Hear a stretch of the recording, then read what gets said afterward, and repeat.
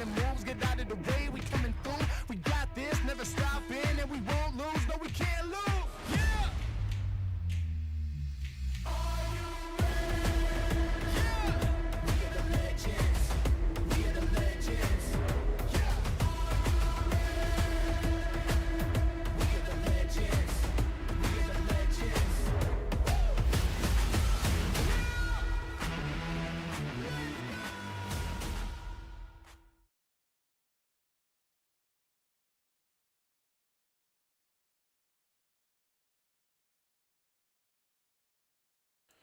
Good evening, good afternoon, good morning, ladies and gentlemen, and welcome back to the V8 Veterans here, brought to you by Racecraft Simulations for round number 3 of Season 20. I'm your commentator here tonight, Hamish Munro, joined once again, as always, by my co-commentator here tonight, Scotty Gamble. Scotty, big night of racing here to come. Road America, a massive round for us after the first sprint round of the Vets out at Belle Isle, where carnage absolutely ensued. But we only had one winner across both races, that being Steve Lanyon. He had an epic race, but could be a big one here tonight. Yeah, how you going, Hamish? And welcome to all those watching the V8 Veterans Split 2 broadcast tonight. Absolutely, Mr. Lanyon was fabulous out in the last outing. So, different track tonight though, Hamish. Only one race, 250 kilometres here at Road America. And yeah, really looking forward to who's going to rise to the top here, the strategy. It's all going to be about a lot of strategy and how different drivers go about it tonight, Hamish. Yeah, that's exactly right, Scotty. Road America, it's a very historic circuit, of course. I have just forgotten to put up my... I forgot to get the track preview, so I'll quickly load that. I'll download it and I'll get it up on screen for everyone at home. But just quickly walk us through, what's some of the areas of this track that drivers need to be careful of across their laps, and just attempting to get the most out of a lap around here, because it is quite a long lap. I do make some comparisons with Bathurst about it, where it feels almost like a track where you're doing a lap around here. It feels like two different tracks in one almost. It's kind of cut in half in two different styles. How does it feel in a driver's perspective?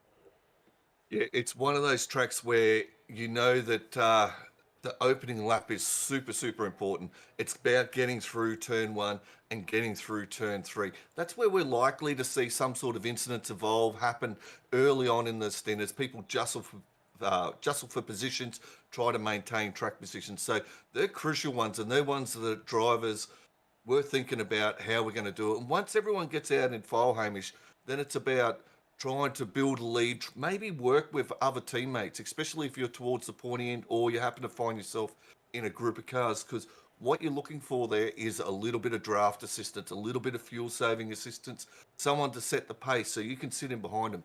This track really opens itself up to drafting and fuel management, and how you can go about and utilize those skills, those abilities to your best advantage. And if you can, and those with that type of experience, we'll see them rise to the top tonight, Hamish. And yeah, that's something that I think a lot of drivers will be aware of. Those at the front, when I say those at the front, those that are in that group that are at the front, they've got to manage how hard they push. Like, especially if you're the lead car, how hard do I push to not let the cars behind me save any fuel? Obviously, they'll get to save some fuel while they're in the draft, but you don't want them getting off the throttle as you head into those long straights like turn 1, turn 3. You don't want to give them any advantage, so you still want to make them push so they have to stay with you and take away that fuel-saving ability to them. So it's going to be very interesting how these drivers tonight, and how the experience of some of these drivers, how they manage that, and tyre wear as well. This has been known to go through tyres early. There is an undercut opportunity. We are at 20-degree track temperature, so that sort of alleviates a little bit. But if you can look after your tyres as well, you're going to be strong late in that stint. We'll quickly check out what the track looks like here at Road America. Nice little preview for us, brought to by Jay Kennedy of Simspeed TV. Big thank you to him, of course, for providing these images with us. We can see where Road America is, based in the north of the US. Not too far away where we were last week, actually, in Detroit. Just kind of in line with where Toronto is, but for still part of the US, not part of Canada, of course, being that it is Road America here as we trickle our way down to find this beautiful piece of circuit. It's a long one. It's quite deceiving how long this circuit actually is. Scotty, but it is one with rich history. A lot of club racing happens around here across multiple layouts of this track, but it is 6.4 kilometres. It is, in fact, longer than Bathurst. But we started on the main straight, of course, up towards turn 1. That's going to be one of our first areas to look at here tonight for possible incidents that can happen. Scotty, I think every time we've come here, we've had an incident at turn 1 at some point in the race. And it could very well happen on lap 1 at their first attempt through the corner, then through the pretty much non-existent turn 2 down towards turn 3. Turn 3, another one we can see a lot of cars running out wide. Need to watch the return onto track, the rejoin. Try not to get caught up with any other drivers. Then down the Moraine sweep for turn 4, up towards turn 5, where last time we were here, we had Scotty Perrins doing a pirouette over and over again, rolling his car down towards the hard braking zone at the end of the second straight. Yeah, turn 5, extremely crucial. Like I said, it is a great overtaking opportunity for drivers. As we head up the hill, up into turn 6. Turn 6 is all about balancing back down into second gear, getting that car rotated, being able to get onto the throttle early so you can so you can flow through turn 7, hurry downs they call it. So off you go through turn 7, a nice little straight. There is an overtaking opportunity as we head down into turn 8. It's a little bit unsettled, a little bit of a banking and a ripple as you head into there, especially if you cut the corner. Off tracks are going to be key tonight. Well, then we come up through the carousel for turn 9 and turn 10, also known as Speedville, of course, because of the namesake bridge just before those corners. A real balancing act through those two corners, just trying to get the car through there, dancing the car through the long right-hander up towards the fast-paced kink at turn 11, where we've seen many cars over many types of races end up in the wall on the left-hand side, trying to carry a little bit too much speed through that corner. Could end your race very, very early here. Then up through the forest section, Kettle Bottoms, up towards Canada Corner for turn 12. A long running straight, good passing opportunity down at turn 12, but also a good opportunity to muck up that passing opportunity, Scotty. Drivers need to be careful through that section, under brakes, getting it down the inside. Could end up in the sand trap or spun round or even into the wall as well. Thunder Valley, a fast-paced section. This is where you start to come back up the hill up towards 13 for Bill Mitchell Bend and the final corner at turn 14. A lot of passing opportunities around here. Going to be, we should be on for some good overtakes here tonight, but also some great battles. But if we don't get any safety cars, Scotty, I think the whole field may begin to spread out just a little bit throughout proceedings here tonight. Yes, absolutely. It does have a reasonable high chance of a safety car. Generally, you might see one, possibly two, because sometimes safety cars breed safety cars, as we all know. But if you can, like I said, get green racing the whole race, we will see gaps form. We will see groups of drivers get together. Hopefully they work together, because that would be part of the strategy. You don't want to be racing each other and shuffling and losing time to those in front. You want to work together. Possibilities of bump drafting as well too, Hamish. Well, I think one thing that we often, we spoke about some of the carnage that can happen here. The last time we were at this track, we were deciding a champion for Split 2. On that day, it ended up being Jason Strange. Split 3, last time we were here, we were also, crowning a champion in Wayne Shepherd. Split 1, same deal. So it is a track that has a rich history in the vets. Last year, season 14, when we were here, big stack at turn 1. Mark Houghton, who started at the front of the field, ends up at the back. Through pure determination, through safety cars, through strategy, makes his way back through the field and wins the whole thing. So if anyone ends up in an early incident at this track, you have got opportunities to come back, and you have got opportunities to at least get something out of the race if you're able to keep it clean throughout the rest of proceedings, but also get a little bit of luck on your side in terms of strategy or even safety car plays as well. Yeah, absolutely right there, Hamish. And, the strategy is a big one here. The fuel burn, drivers may average somewhere between 5 litres to 5.1 if you're really pushing. So you can save time. There's a lot of laps between. We've got the 2 pit stops tonight that you must do. Open fuel tank after our first pit stop, which is we're starting with 80 litres fuel. So there is a fair bit of strategy available to drivers.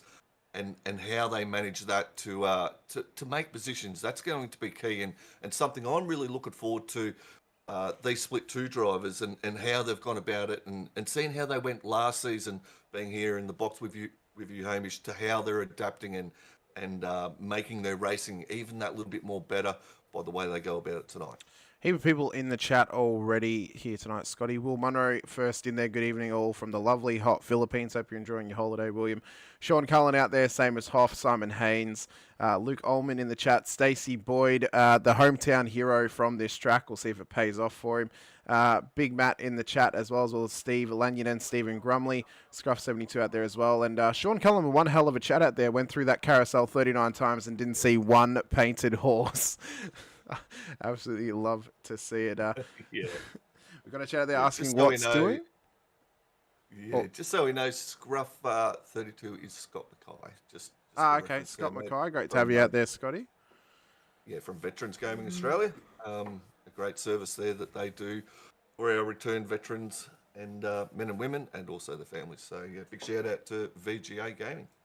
Well, we are finishing up with qualifying. We're then going to get into the little warm-up sessions. We can get an eye on the cars, see how they're handling this circuit, but also to how to just run through, possibly where some drivers may be able to find some pace around this track as they come around here. We mentioned it's a long circuit, Scotty. I feel like it's two tracks in one in how it's laid out, how it's, kind of come together as a circuit. Where do you think this circuit sort of ranks in terms of not only difficulty, but actually as an onus about it, as a track? How does this rank for you for tracks like this in the US? Is it up there for you, or is it one that kind of just feels a bit meh or less special than maybe some others? It's a fantastic track, Hamish. It's a staple of the V8 supercars. It's something we see a lot on throughout the 12 months on iRacing. So yeah, it does produce some fantastic racing. We had Pro Series here on Wednesday night that produced some really great racing, and there's a couple other leagues that will run this track. There was East Coast that ran it as well on Tuesday night. So yeah, it's a really good track. Drivers generally enjoy this track, look forward to going here because of the possibilities that we talked about that are available to them. Well, some drivers heading out on circuit now for the warm-up session, of course. Get the cars nice and warm, get the bodies nice and warm. Well, we've mentioned before, Scotty, that you don't really like going out in the warm-up. You like to just kind of keep yourself cool, calm and collected for the race start, but I know a lot of drivers like to get out there and practice their race starts as well. Simon Hayes in chat saying, saying, I love this track, but I've never been able to nail it. Just can't get it right. It is one of those tracks where if you don't really understand the rhythm of it, Scotty, or you've struggled to find the rhythm sometimes, it's one of those tracks that I think can challenge a lot of drivers in terms of how they approach it and how they find that rhythm in amongst the kind of chaos that can ensue around here. Yeah, you're right. It's, I guess, probably turn 1 and turn 3, like I know we talked about them a lot, but there's a lot of time to be gained there for patient drivers that might actually get on the brakes just a little bit early, glide into those two corners specifically, and use the exit run, especially off turn 3 as you head down into turn 5. But it's about balancing that car, balancing the front, getting right across, using all the track, especially your entry into those corners and using all that ripple strip. So a lot of drivers I do notice have struggled with it, and depending on the setup, I mean, this week we had a 22 in the front master cylinder, so it made it a little bit more difficult with the fixed setup, but it was the same for everyone. Some drivers really liked it, others didn't. So that's another challenge that we have to throw into it, and it really does, having fixed setups in this V8 Veterans League, really does even the playing fields at times, and yeah, it's really good. It's a benefit. I think that's probably why V8 Veterans and other leagues like the Dev Series leagues in the V8 supercars were so popular,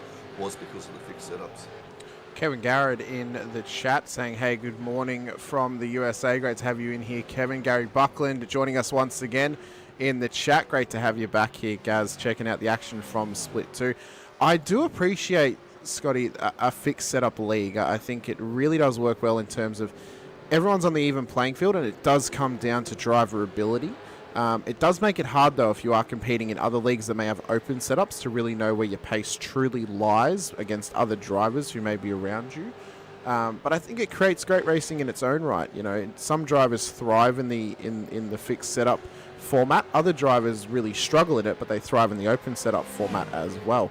And I think that's the real balancing act of getting a setup that works for everyone, or at least majority of the field. And whoever it doesn't work for, if they're a driver who can work around that and can actually learn to drive around a setup and try and get something out of the car as well, that can be quite difficult for some drivers out there. But the ones that succeed in doing it are the ones who, we normally have do quite well throughout proceedings. Kevin in chat saying, I'm hooked on these old oval guy. Hey, we love having people from the US hooked on supercars. They're absolutely ballistic. They've got hardly any aero on them at all, but they are an absolute beast to drive around, as you would know, Scotty. So we love to hear people out of the US or North America falling in love with these cars that we do love. We just hope that we can get a better version of the supercar, not even just Gen 3, but if we can get something that works for everyone's tastes and everyone's likes, but also leads to some great racing in real life and in sim as well. Yeah, absolutely. I think the new update that we've had during the week there, Hamish, to the damage model here has been a revelation. It's quite strong now, the car. I mean, it is showing the new damage model when parts do fall off, which looks actually pretty cool, but the car isn't destroyed if you touch a wall now. So there is some things coming. Hopefully we do see Gen 3. We've talked about it for, almost 2 years. I think we were supposed to have it 2 years ago at Christmas time. We haven't got it yet. The patience is a virtue. Who knows what will come, but you'd want to hope we'd see it this year at some stage, man. Well, I've completely forgotten the point I was going to make now. Isn't it funny how that just happens? Your brain just absolutely fades away. But we've only got about 30 seconds of the warm-up left, so we can get into racing action fairly soon. One thing I am excited for Gen 3, though, Scotty, is just something that we get a new car. We've had these cars for a long time. A lot of people love racing them. But it'd be really cool to get a new style of car. I love whenever we get new versions of cars on iRacing, specifically new GT cars and stuff like that, because it gives us something new to play with, but also something that spices it up a little bit. Terry Taylor in the chat, just here to watch the pond get drained and even drier. Lol. Simon Hayes saying good stuff, Kevin. Enjoy. Well, only a couple of seconds left now, then we're going to get into our racing action here tonight. Scotty, going to be a big one. How was it for you in Split 1 on Thursday night, mate? I'm sure it was one hell of a race. It absolutely was. There was no let up over it at all. Had a superb race there. It was really good. Worked with my teammate a lot throughout the whole race there, and Sean McNamara from the 9-5 Simsports stable. And it was a really good race.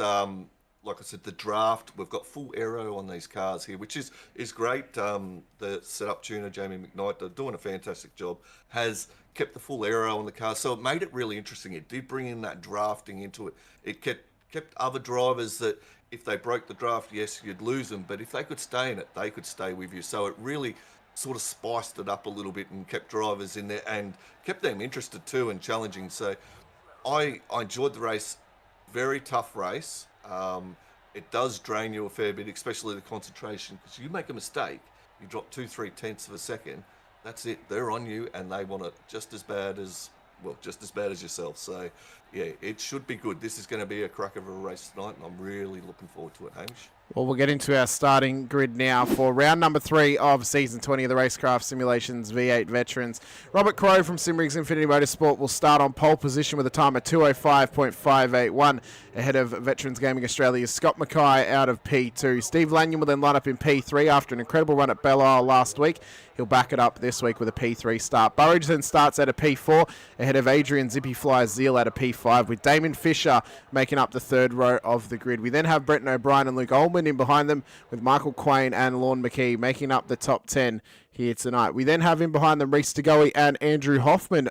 Funnily enough, or not funnily enough, big news this week, Hoffy not racing for WKMP Simsports anymore. He's gone off on his lonesome starting this week. Hometown boy Stacey Boyd for Nova Simsports will start ahead of Chad Viger at a P14, with Mick Clifton and Rick Viger in behind them. Peter Baxter, Sean Cullen will make up the 9th row of the grid, with Wayne Shepherd and Ray Smith making up the top 20 here tonight. John Gallen, Daniel Sheriffson start in behind, with Sean Vandermeulen and Matt Stoyles making up the top 24 cars on track. We then move back to Jeremy Bush, Simon Farrington in behind them, with John Fillingham and Peter Vermey making up the top 28 cars out there. Brendan Zatira, Steve Grumley then start in behind, with Michael Yeo and Todd Martin. Peter Latham, Scott McKenzie ahead of Troy Sipple and Brett Taylor out of P36. A poor qualifying there for Sips. After a strong performance last week at Belle Isle, he'll be looking to try and make his way through the field here tonight. We then have Richard Barella and Roy Clark lining up alongside each other, ahead of Mark Peck and Mark Houghton, a double mark duo for the top 40. We then have Dean Longsdale, the last driver to be able to get a time in qualifying. We then have Ed Fox, Todd Duggan, Andrew Rushworth, and Scott Weston returning from his holiday in New Zealand out on the field. Our race controllers here tonight, Greg Favell, Anthony Visma, and Lucas Burton. A big thank you goes out to those guys for taking time out of their days, out of their nights, and out of their lives to help us out with some race control duties here in the Vets. Super packed field tonight. A lot of cars on track. Robert Crow from the Simrigs Infinity Motorsport gets a pole. Might be his first pole, I think, in Split 2, Hamish. It's his second to be confirmed. That's his second. Right, yep. Yep. But regardless, absolutely fantastic effort by you, Crowy, and well done. Really good to see him pushing forward, getting the confidence back, maybe. Well, hopefully this does help him gain a little bit of confidence. We'll see if he can back it up with a good start in this race, but he's going to have some hounds in behind him in the likes of Scott Mackay, Steve Lanyon, and Chris Burgeon. Well, Zippy Fly had a great qualifying, getting it into the top 5. That's a good time from the 333 machine of Team AJR. Andrew Johnson will be very happy with that effort, I would say. Damon Fisher up there as well. Brenton O'Brien, he'll be hoping for a good start here tonight and to back up his performances of the season so far. We'll see how he goes here tonight, though, off this start line. It's going to be absolutely epic to see these guys run their way down to turn 1 for the start of this race. Yeah, absolutely. 2 Team AJRs in the top 10 for qualifying, Hamish. Great result for that team. Well, lights are going to go up now. We're going to go racing here at Road America. Robert Crow on pole position ahead of Scott Mackay and Steve Lanyon in behind. We are go at Road America here. It was a little bit of a poor start there from Crow. He's already given up the lead to Scott Mackay off the line. Everyone, though, has gotten away nice and cleanly already as Crow's already lost a couple of spots down towards turn 1. Absolute super start by Scott Mackay there from Team VGA as they get through. We've got a car off track into the sandpit already, Hamish. Looks like a couple of cars behind, a little bit of chaos. This track is getting blocked very fast. That's a big track jam already here out at turn number 1. This could be an early safety car if drivers are not careful. Everyone's starting to move away, though, but some of the big losers out of this one, Wayne Shepherd, massive damage on that car. Michael Quain as well. He's had some great pace the last couple of weeks, but had a struggle race out at Belle Isle, and this week's not going to help him in trying to make his way back up the order. But some cars already with some massive damage here off of turn 1, but Mackay leads to Robert Crow. Adrian Zeal's already up into P3. Lanyon, Broge make up the 5. O'Brien, Fisher, Hoffman, Ullman, and McKee make up the top 10 at the moment. Absolute super start there by Zippy Fly, Adrian Zeal in the 333 car, up 2 positions. Fantastic result. Steve Lanyon, well, we know he's a front runner. He's going to be pushing hard onto the back of these guys because there is a little bit of a gap between the second and third and fourth at this stage. So, yeah, Lanyon's going to push up there. It's early days, but yeah, the most of the drivers, there's the top 20 or so got through that chaos all right, Hamish. So hopefully they can get around. We've got, as we're looking, we've got another one around right now. Yeah, that's Toddy Duggan. Yeah, he already had a little moment there. So, but he's continued on going. I think he may have been involved with Roy Clark possibly, but we'll see how he does throughout the rest of proceedings. But he is a bit further back through the field now. Adrian Zeal, great start from him. He's already up 2 spots into P3. We'll see if he can hold things together here. But he's going to be under immense pressure now from Steve Lanyon, who he knows got pace about him. And we know that he's going to be putting all sorts of pressure throughout proceedings of this one as they come up across the line to start lap number 2 of 39. Yes, that's right. He would be looking in the mirror at the moment. He knows he's got Lanyon behind him, but it's a lot better having Lanyon behind you than in front of you, I can tell you. You give that guy clear air, and he is away, and he's shown his form this year. He's in stellar form and been super fast, so he's doing a great job. Some of the other big gainers off the start there, Simon Farrington up 9 positions, Hamish. Brendan Satira, he's up 9 also. Michael Yao up 10. Grumley's up 8. Lathan's up 10. So some good gains there. Biggest gainer at the moment that I can see on track would be Andrew Rushworth, who was up 15 into P31. We've got Sean Vandermeulen in the chat. Great to have you here. Stacey Boyd saying mild-mannered Todd Duggan. Well, we'll see how Toddy's going to go now throughout the rest of the race. He is a bit further back of the field. Michael Quain and Wayne Shepherd into the pits, getting their fast repairs done here nice and early. But it means that they're going to have to run an ultra-clean race now if they want to hope to get anything out of this here, Scotty. But they are going to be at the back of the field, and they're going to need a safety car to really get back into contention. Yeah, that's put them on an alternative strategy. But if they've pitted lap 2, that means they've got one compulsory pit stop out of the way. So that could potentially give them that advantage when we get, or if we get a safety car. So yeah, they'll be looking for one of them, but they'll also be heads down, let's get on with it and try and make as much ground as we can at this stage. Don't worry, Gary. We know all about the fact that Zippy has patter on his bonnet of his car. He's had it the last couple of weeks. Sean's saying, I learnt some new words in Discord from Todd Thursday night. Well, he's all about teaching some lessons to some drivers out there, apparently. But at this stage, we're getting up to start lap number 3. Oh, there's been an incident in behind, though. Lorne McKee's been spun around here off the exit of Canada Corner. Needs to be cautious if he can. Bush and... Oh, no, Bush and Zatira up ahead. There's been contact with Zatira. He's gone into the wall. Needs to be careful, though, not to get caught up in anyone else's troubles. Oh, and if he can't get this thing pulled away, Scotty, we may have safety car early on in this race. Yeah, that's a really awkward position to be facing that way at the moment, because you have to reverse back on track, and he's got to let all these cars get through, Hamish, and finally it looks like he's got that motor fired up and he's got it into reverse and going to make his way around. But Scott Mackay, wow, he's starting to pull a little bit of lead on Robert Crowe. Not much. They've sort of skipped away and left Lanyon at this stage, who's got past Seal. And yeah, there's a bit of a gap forming there, Hamish. Yeah, they're just starting to get into their own little groove at the moment. I think if there was a safety car called, it would actually hurt them at this point, because they're into their rhythm. They're just starting to get their pace about them, and they're starting to build that gap, as you mentioned, back to Lanyon. As all of a sudden, if Lanyon's right on the back of Crowe, that's going to make it hard for him to try and keep pushing forward, because he's going to be under pressure and may lead to Mackay actually being able to run away from the field a bit further on. As Zatira, I don't think is actually moving. He's pulled it up, Scotty, and I do believe this is our first instance of the Racecraft Simulations safety car here tonight. So that will be a very interesting play for strategy. Shepard's already come in. He just took a pit stop before, but he has done a green lap, so he can get a compulsory stop out of this way.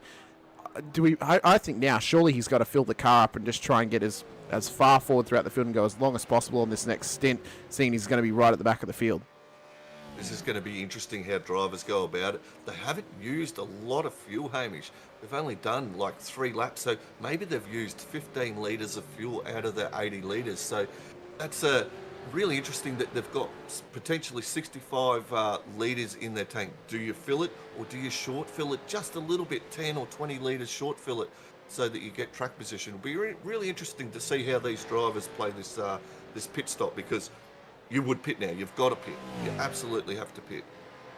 Crow's brought it in, so's Mackay, so's Lanyon, I assume. Everyone else is going to follow them in through the pit lane here for their first compulsory pit stop of the night. Remembering that CPSs are put into play once you've done a green lap. You then have to do 2 CPSs across the race. Now, if there was a safety car called on lap 1 before the end of the lap, then it would not count as a CPS, as they would not have actually completed a green lap just yet. It's always the first green lap after a safety car's been called, or if lap 1 stays green. As Farrington has actually stayed out and not come into the pits. Vermeer's done the same, so's Logsdale, so's Mackenzie. I think this is much more of a gamble, Scotty, than it was for some drivers that did it last week at Belle Isle, because I don't know if there's going to be nearly as much chaos in this race as there was through both races last week for the sprint round, as there's not that much opportunity around here for drivers to just drop off the wayside as there is on the street circuits. Yeah, this is a big risk. It may play out. They've obviously gone for track position. They thought, hey, I'm a lot faster than where I am on track at the moment. I didn't get a great quali in, maybe not the best start. So they've definitely gone, those guys that haven't taken this pit stop have definitely gone for track position. That's going to be very interesting, because you know, it's a long pit lane. It's 30-odd second pit lane travel plus your fuel. It's a big loss from that they're going to have to find later on in this race. Yeah, I don't know if this is going to play out for them too well. The only way I could see them coming back into this is if they're able to go super long, build a gap, and then get another safety car. That's really the only thing I could really see playing out. But they're not going to maintain the lead off that. You know, they would only be able to maintain the lead if, you know, although one mindset they might have is they're out of the what we could maybe call the shit zone of they're out of the mid pack, they're out of the back pack where there's normally quite a lot of incidents that actually occur. They're up the front where it's normally a little bit cleaner. Maybe they feel a little bit safer at the front of the field and hope that there is a little bit of chaos in the mid to, rear end of the pack where they can gain those free positions that they now wouldn't lose if some cars about to come in for an extra pit stop. Yeah, you're absolutely right. Inside that top 20 is where you want to be. If you can get inside that top 20 with your pit stop strategy here, or as these guys have done, decided to go for track position, it can get you out of that little bit of chaos. It's like that domino effect where if someone balks early in that mid pack, it just travels all the way through the pack, and you can cause incidents and congestion. So I'm really interested to see some of the gainers that have made on this pit stop. We take away the 4 positions. We know they are top 3 on track with their first compulsory pit stop done in Crow, Mackay and Lanyon. Get to hold position. Brett O'Brien, though, he's up to P8, but technically that is a P5 at the moment. Yeah, So he's gained about he's gained about 2 or 3 spots through this pit stop. Another one who's gained a couple as well is actually Steve Grumley, who's now moved into the double digits for positions gained. That'll then move up even further when this top 4 come in, because they're likely going to drop back below where he's currently seated down in P20. So he may even go up to 14 positions gained. If he can have a strong restart, he could have a strong run up through the field. Hope there's a little bit of chaos to support him, and then he may even get himself a cheeky top 10 from this position. So he may be a driver to watch. Andrew Hoffman, though, he's lost a couple of spots throughout these proceedings. Luke Ullman's lost about 5 spots, although technically it'll correct to 1 when these guys need to take a pit stop here. So it'll be interesting to see how this now plays out for us here, Scotty, as the top 4, they haven't taken a pit stop. They're going to have the track position advantage, or Scott McKenzie's coming. He's going to try and fix his car, probably thinking he needed to try and get a green lap under his belt before he got a CPS in.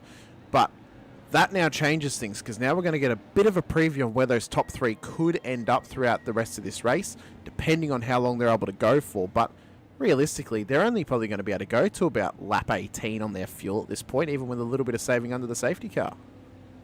Yeah, absolutely. And as we see, McKenzie, he's gone, no, I'm out of this. I'm going to get my pit stop done now. So he's come in out of that train, which leaves 3 of them on that did not pit. So the other one I'd keep an eye on here is Sean Vandermeulen from Nova Simsports. Actually got to catch up with him today. Hamish, have a look at his rig, run through a few things. He's got an absolutely fantastic rig over there, and he's very dedicated to the V8 Veterans and improving his time. So hopefully we've done a little bit of work over there and sorted a few things out, and hopefully he moves forward. But hell of a nice bloke, and shout out to you, Sean.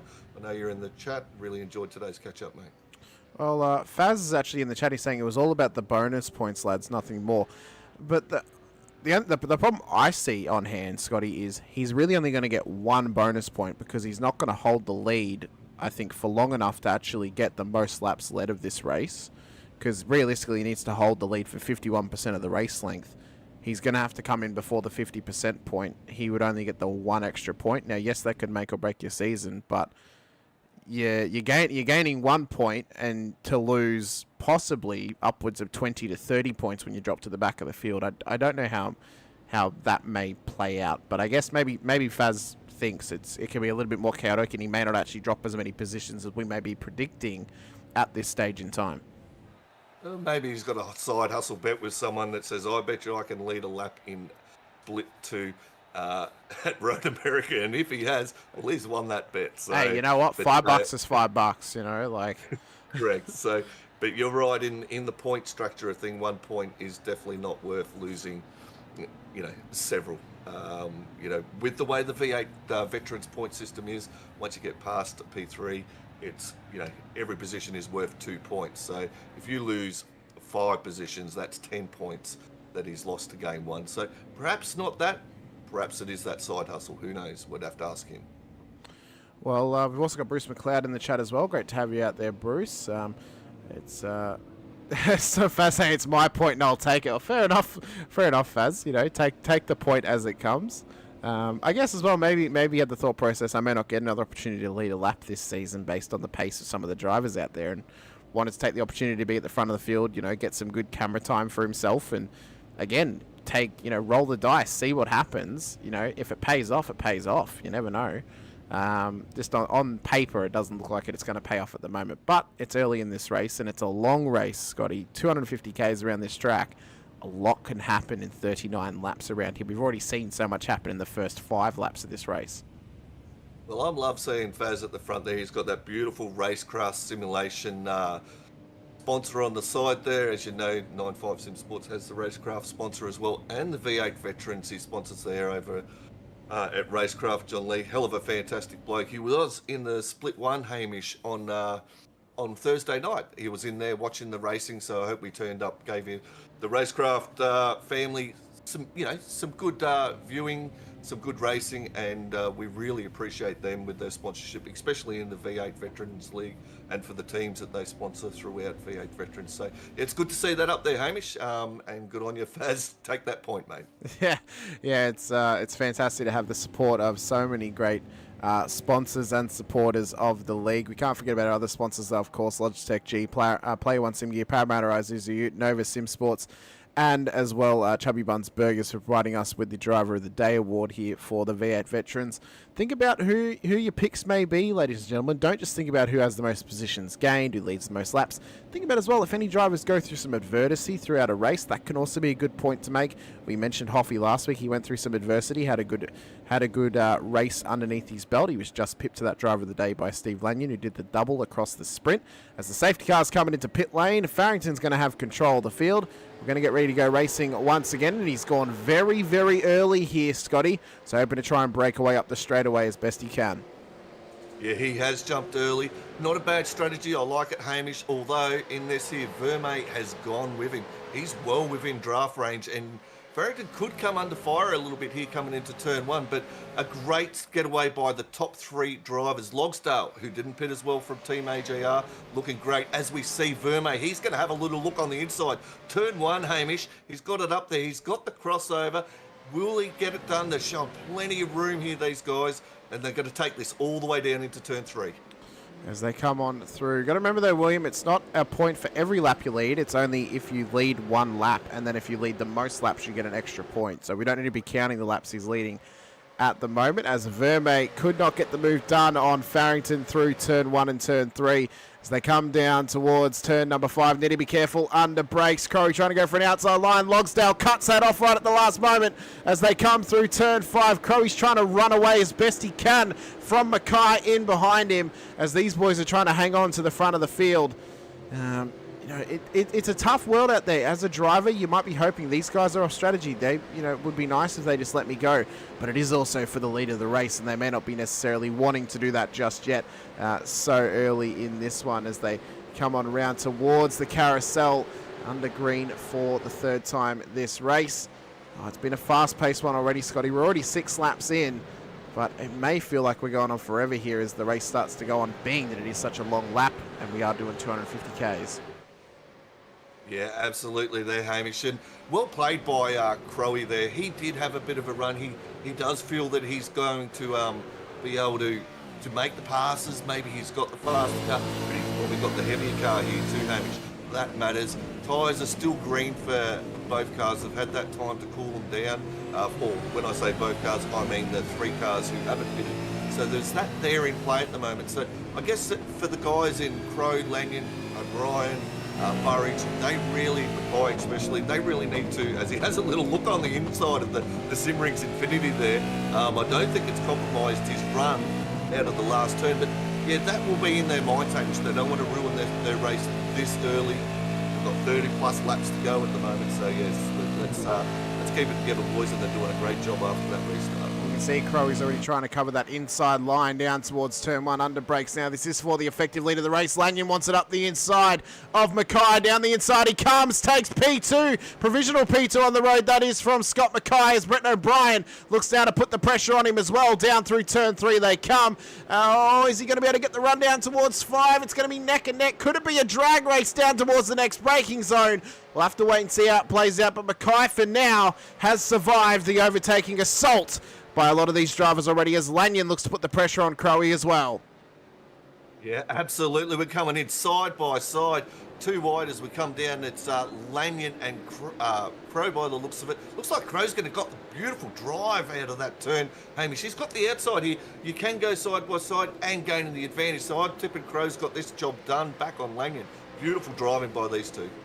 Well, it's one hell of a battle early on, and if they continue this way, it may let the top three actually run away from this and start to build the gap that they need here to try and make some moves. As Crowy's run it wide off the exit of turn 7, and he's now going to drop down a heap of spots off the back of that one, and all of a sudden he's back in behind Damon Fisher and Adrian Zeal. He has got some pace about him, but he's going to have work to do in this one if he hopes to get back up towards the front.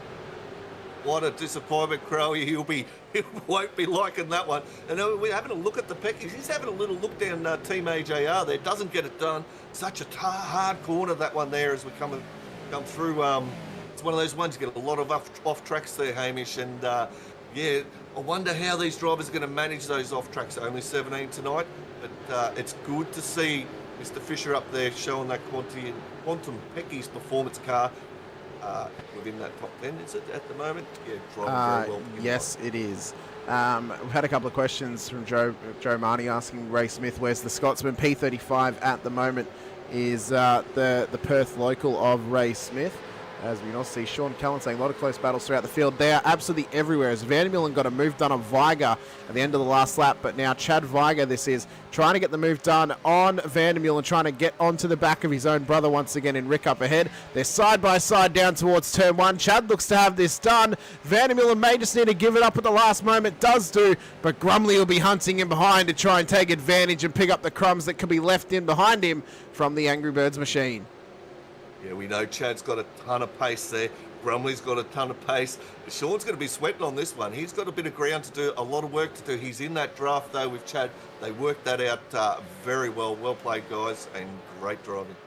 Down towards turn 5 they come now as they start to settle in once again. We can see some battles still forming up in front of them as Chad's brother Rick starting to put the pressure now over Peter Baxter just ahead of him, who's got Andrew Hoffman right in front of him as well. Hoffy probably couldn't have asked for a better way to leave WKMP last week by getting onto the podium. And now this week he is on. He's lonesome in the number 51 machine here, trying to battle away in towards the back end of the top 10. He's got Luke Ullman and Stacey Boyd in front of him, and they're trying to chase down Robert Crowe. About 8/10 up the road from them at the moment. A little bit further back, we've got Mark Out and Todd Duggan. These guys are in a long train here a bit further back through the field as they come in towards the carousel. You can see just how many cars having to line up in behind each other, and they're trying to find any which way they can go, Scotty, to take any positions they can. Oh, it's going to be a long night for some of these drivers, though, if it ends up being like this. Yeah, definitely line a train there, Hamish. And, you know, as long as frustration doesn't creep in, bide your time, be patient. You know, there is areas that if you get a little frustrated with what's going on, you may pick up like those off tracks, or you can even loop it very easily. So there's a big line of astern here with these drivers, and there's a few drivers back here, Hamish, who we know can run in the top 5. I mean, Barella from WKP, he had a great run last round. Todd Duggan, you know, he's great. Hulton, very fast on his day too. So that's a really strong battle pack we're looking at the moment. Yeah, these guys are in one hell of a fight right now. They got Stoyles in behind them as Duggan looks to take an alternative line, possibly trying to just get out of the tow from Barella.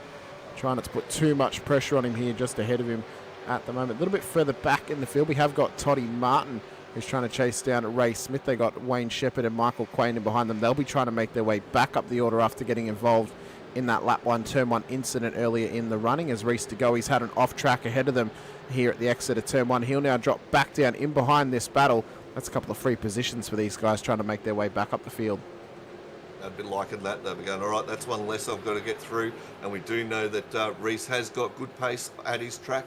He's shown his form before. So, yeah, a little unfortunate to run a little bit wide there. But, you know, he's probably a driver we don't talk about too much. And he is from your stable, Hamish. He's Wayne Shepherd. He'd be one of the most unluckiest drivers in Split 2, I think, at the moment, especially if we take last season's into it. He just seems to find other people's incidents and go back further than probably where he should be on track. And I would say at this stage, P36 for him is not representative of where he could be. Well, seeing as he qualified in P19, we know where his pace lies in this field at the moment. I think, though, each season that he has done ever since coming up into Split 2, he's been in Split 2 all of 2024. He'll be hoping, I think, he's been improving a little bit season upon season. He's been getting involved in less incidents with other drivers, being a little bit less unlucky, and I think that is actually then representing itself on track, and it's helping give him a little bit more confidence and a little bit more positive ego about him being in this field, less cautious and kind of more calculated, I guess we could say, out there, which is really paying off for him on track. He's still waiting to get a top 10 finish here in Split 2, being a former Split 3 champion, but he hasn't had to drop down back into Split 3 ever since getting the promotion back in Season 17. Yeah, I don't think it'll be too long before we start seeing him going forward. He gets a couple of good runs. We talk about confidence a little bit on this broadcast with these drivers, Hamish, and you can come into form and you can come out of form. He's got a beautiful run there on Mr. Martin in the Quantum Pecky's car. So this will be interesting. I did notice on the last lap, he actually pulled out of the chance of an overtake. He thought, I'll wait a little bit longer, and here he goes. He's going to send it up into turn 1. He's got a little bit of overlap. Just didn't quite get there, pulled out, smart play. Thought, no, I cannot get it done. I'm not going to waste it now, and didn't force the issue. So that's the type of driving that we're seeing from Chepo at the moment, even though he has had a bit of bad luck, and as Will Munro says in the chat, Crash Magnet Shepherd, yes, he has found it, but he's shown a fair bit of caution and a lot of maturity, driving maturity at the moment there, Hamish. Terry Taylor asking if there's any Evolution Racing team drivers to take out the leader. There's only one, that being Bretton O'Brien at the moment in P6 on the road, so we'll see how O'Brien does here tonight. He's had a good run this season, just trying to get a more positive feel about him. One driver I think who has actually been quite unlucky the last couple of weeks now. Yes, last week he made a mistake under safety car. This week he's been caught up in a Turn 1 incident. But Michael Quain, he's someone we know has pace. He proved it at Fuji. But unfortunately for him, if this round ends like this, he's already would have used his 2 drop rounds very early on this season and will need to have a positive run throughout the next sort of 7 rounds to try and get something out of this championship and to try and lock in a top 10 finish to go back up into Split 1 next season. Yeah, as we know, the stable over there at Old Mate and Sons was a little bit unsettled coming into this season. There was some drivers leave, and you know, they've been putting in some big steps over there, Hamish. And from my understanding, they're getting a lot of driver training done now and really trying to work hard at it. And I'm sure Quaney wants to lead by from the front there. Who's that we see That's coming Farrington into coming there? in. Farrington. So he's decided not to go to around lap 18, which we thought he might be able to. He's coming in on lap 11, Hamish. Yeah, he has. So he's come in end of lap 10, start of lap 11. I would argue definitely would not be taking points for most laps led of this race at the moment. He's only led 7 laps, I do believe it would count as. So he has led the most to this point, but I don't know if that's going to hold true throughout the rest of this one. But we'll have to wait and see. We might have a lot of lead changes throughout this race, a lot of chaos up the front. And all of a sudden, he may be getting an extra point for leading the most laps when the checkered flag flies. Peter Vermeer, though, is now the effective leader of this race, but he does need his 2 CPSs in this one. The furthest up the field with at least 1 CPS in this race is Steve Lanyon, who's currently battling it out hard with Scott Mackay as Dean Logsdale's run it wide at turn 5. That's now allowed the effective top 2 through into P2 and P3, and now putting major pressure on Peter Vermeer ahead of them. And it may not be long until these guys take their rightful positions at the front of the field. Yeah, I was going to say, how good was Vermeer and Logsdale driving? Look, I've got a lot of faith in Dean over at AJR. I think that he can be a driver that can really come into form, especially in the back half of this season, Hamish. So he's going to be one that I'd watch him. Yes, he didn't get a great quali tonight. Yes, we are only round 3. He has been promoted up from Split 3. But I think we may see him come into a little bit of form and start showing the way for Team AJR. He's proven the last couple of weeks that he's actually quite a clean and controlled driver out there. He has got some good pace about him when it's his, when he's comfortable at a track. But not just that, he's able to get into nice, clean battles. He had a great battle with Shepherd at Fuji, where they were swapping and changing positions throughout the whole race. But it was a safe and contested battle, and they were happy to be involved. So he's one that I can look at and I can confidently say, I don't think he's going to get involved in too many incidents that he would cause himself this season, Scotty. I feel like if he's ever going to have a race ruined by an incident, he may get caught up in someone else's dramas. Yeah, that's quite possibly and very easily to do. probably hasn't been on the sim very long. Him and his father, they both love it. I think his father may be on the waiting list for next season, so that'll be another Logsdale to watch out for. But yeah, Dean has that real racing experience too, Hamish, and that probably is what you're talking about there. He has that experience in racing close, racing around traffic, and maybe avoiding those incidents or reading incidents that could happen ahead. A couple of chats out there. Stacey Boyd saying field seems tough for this season to last. A lot of speed out of many versus just a couple. Then Will Munro has backed it up saying been getting more and more competitive, Stace, every season. Simon Hayes and Clapback saying just not you specifically, Will.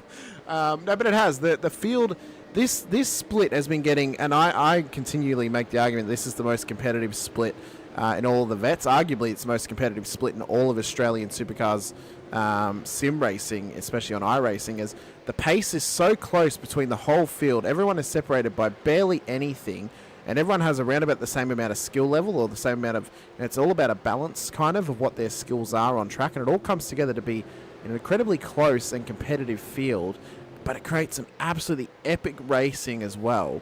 And I think it really puts forward that just because you're in the second tier of a league doesn't mean you're in the worst tier. Doesn't mean you're in the second worst tier of the league. It just means that you might be in the spot that is most competitive and is maybe the most fun for you to drive as a driver, being around other competitors around your pace, pretty much throughout the whole field. Well, absolutely, and you've got a genuine 10 split one drivers who came back into this split, Hamish, while others went up. Some came back, so the fight is on for these drivers to get into that top 10 this season, that championship finish, and that's done by consistency. And with another driver, if we talk about consistency, is that M1 racing driver in Chris Burridge, who's sitting behind Logsdale at the moment, but he has been fast, Hamish, and been showing a bit of consistency. He's got a great run as he heads up the straight there. I'd expect him to have a look at turn one here. Yeah, if he can try and get alongside Mr. Logsdale. May not be very long until he goes for this move. Looks to line it up down towards turn one. Can he get him under brakes? Big lunge from Burridge down the inside. Logsdale's been able to carry a good amount of speed through turn one, though. He's able to hold him off through there. They continue their battle going forward. And this is what I'm talking about. Logsdale, he's able to defend hard, but he's also able to have some great competitive racing about him. And he's proving it here with some of these former Split 1 boys. I think if Logsdale can get some consistent pace about him, get qualifying under his belt, I reckon by the end of the year, we may be looking at another Split 1 driver in the making in Dean Logsdale. I think so, Hamish, and it's good. It's a good point you make there. There is quite a few drivers here that could be split one. As we see Burridge, he's looked that front a little bit, gone inside. Brenton O'Brien said, "Thank you very much. I'm going to take this," and he's going to get that job done. A free position gained, although he's having a little look back here, Chris. But no, yeah, Brenton's got that one done. Super smart driving by these drivers. That's really clean and really good racing. Even though there was a lock up there, there was great racing shown by Dean and Chris earlier, and then between O'Brien and Burridge then as they negotiated that slight lock-up. I think what is happening now in Split 2, Scotty, more so than Split 1 and Split 3, is we have the mixture right at this point of the mixture of pace and racecraft, but also that little bit of chaos for how we like to enjoy our racing. We love a bit of chaos. It's a bit boring when no one has a crash and we don't get safety cars out on track, but I think the balance is right now for this split of we kind of have the perfect mix of drivers for how their skill levels are set, how their racecraft is set, how their pace is set, and it's all come together to create this beautiful little mixture for us to nibble on every single week, and it is creating some phenomenal viewing, but also some phenomenal racing for the drivers themselves. I'll be very interested to see how this actually plays out now throughout the rest of this season as Vermi brings his car into pit lane, takes his first CPS of the race. Logsdale continues out there. He's going long, it seems, for this stint.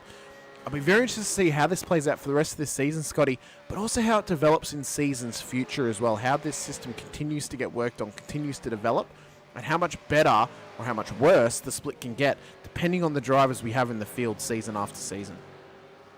Yeah, absolutely. As we talked about earlier, there's those battle packs that even back further around that P20, there's guys there that can run in the top 5 here, Hamish, top 10 results.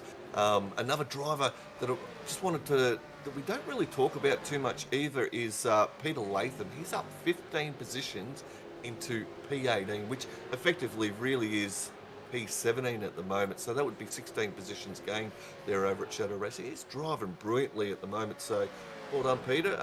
Shout out to you. You're driving great, mate. Keep it up.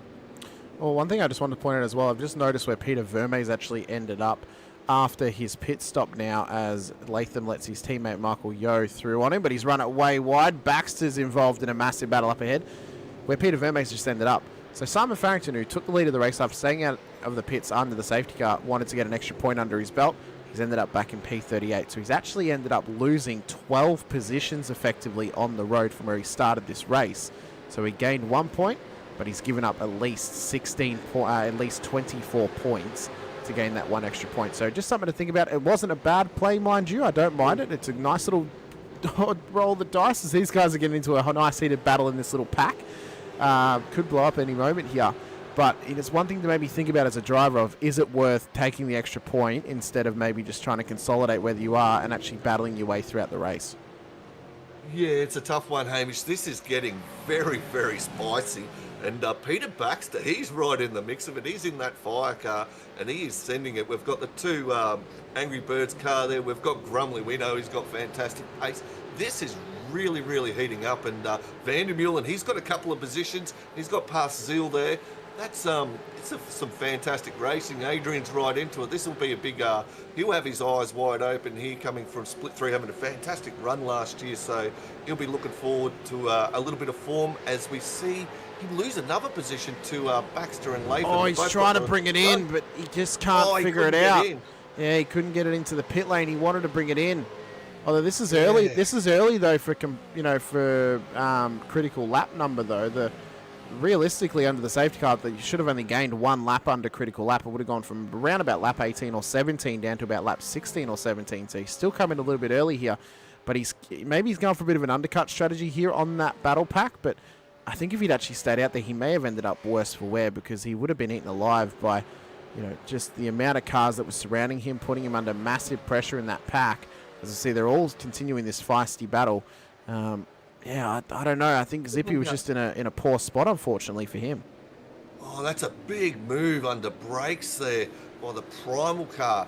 Lorne Mackay has had a big send, and he's pulled it up. Just going back to that, I wonder whether he's got a penalty for unsafe. He'd have to, surely.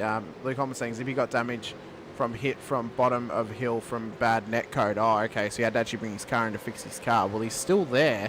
And yeah, I think for sure he has a stop-go penalty for improper pit entry there, Scotty, because he would have, he hasn't actually come in. He's crossed the line, pretty much crossed the grass, so it's an incorrect entry. Probably also copped a slowdown for it as well. That may be race over for Zippy Fly Zeal, and one to forget for him. Was a great qualifying, but unfortunately for him, a poor execution in the race. Yeah, he won't be happy with that. That was just trying to force the entry into pit entry. He wanted to come in, but there was cars on the inside. You can't do it. You've just got to get on with another lap. And yeah, he took the risk. He took that gamble, mate, and he went across unsafe pit entry. Unfortunate for him. Sean Vandermeulen up into P16 at the moment, up 7 positions, right behind Peter Latham, who we just talked about, up 18 into P15. So, and Mike Yao behind, another big gainer. We don't really talk about him too much. And these are the shadow racing drivers of Latham and Yao. 18 positions gained Latham, 14 positions gained Yao. Fantastic result for them at this stage. Barella's up 19 as well. Biggest move of this race, though, is Toddy Duggan. He's up 26 positions. Now, Logsdale's up 38, but he does need the 2 compulsory pit stops, so that will get corrected. Duggan, though, he has had a genuine 26 positions gained. After an unfortunate incident earlier in the race, he's just trying to chip his way through this field. Another big mover, Andrew Rushworth. He's up 22 positions at the moment in this one. Biggest loser of the race, unfortunately, we just mentioned him, it's Adrian Zeal. He's down 37 positions now after coming out of the pits from fixing his car, but also from having a copper penalty for an incorrect pit entry. He'd be just praying for a safety car now so he can get on the back of this pack and not run into any blue flags. But towards the front, Hamish, Scott Mackay, Veterans Gaming Australia, he's taken the effective lead on track with pit stops in this race. And I'm really surprised here. He's brought out a 1.5 second gap over Lanyon, who we know Lanyon is super quick.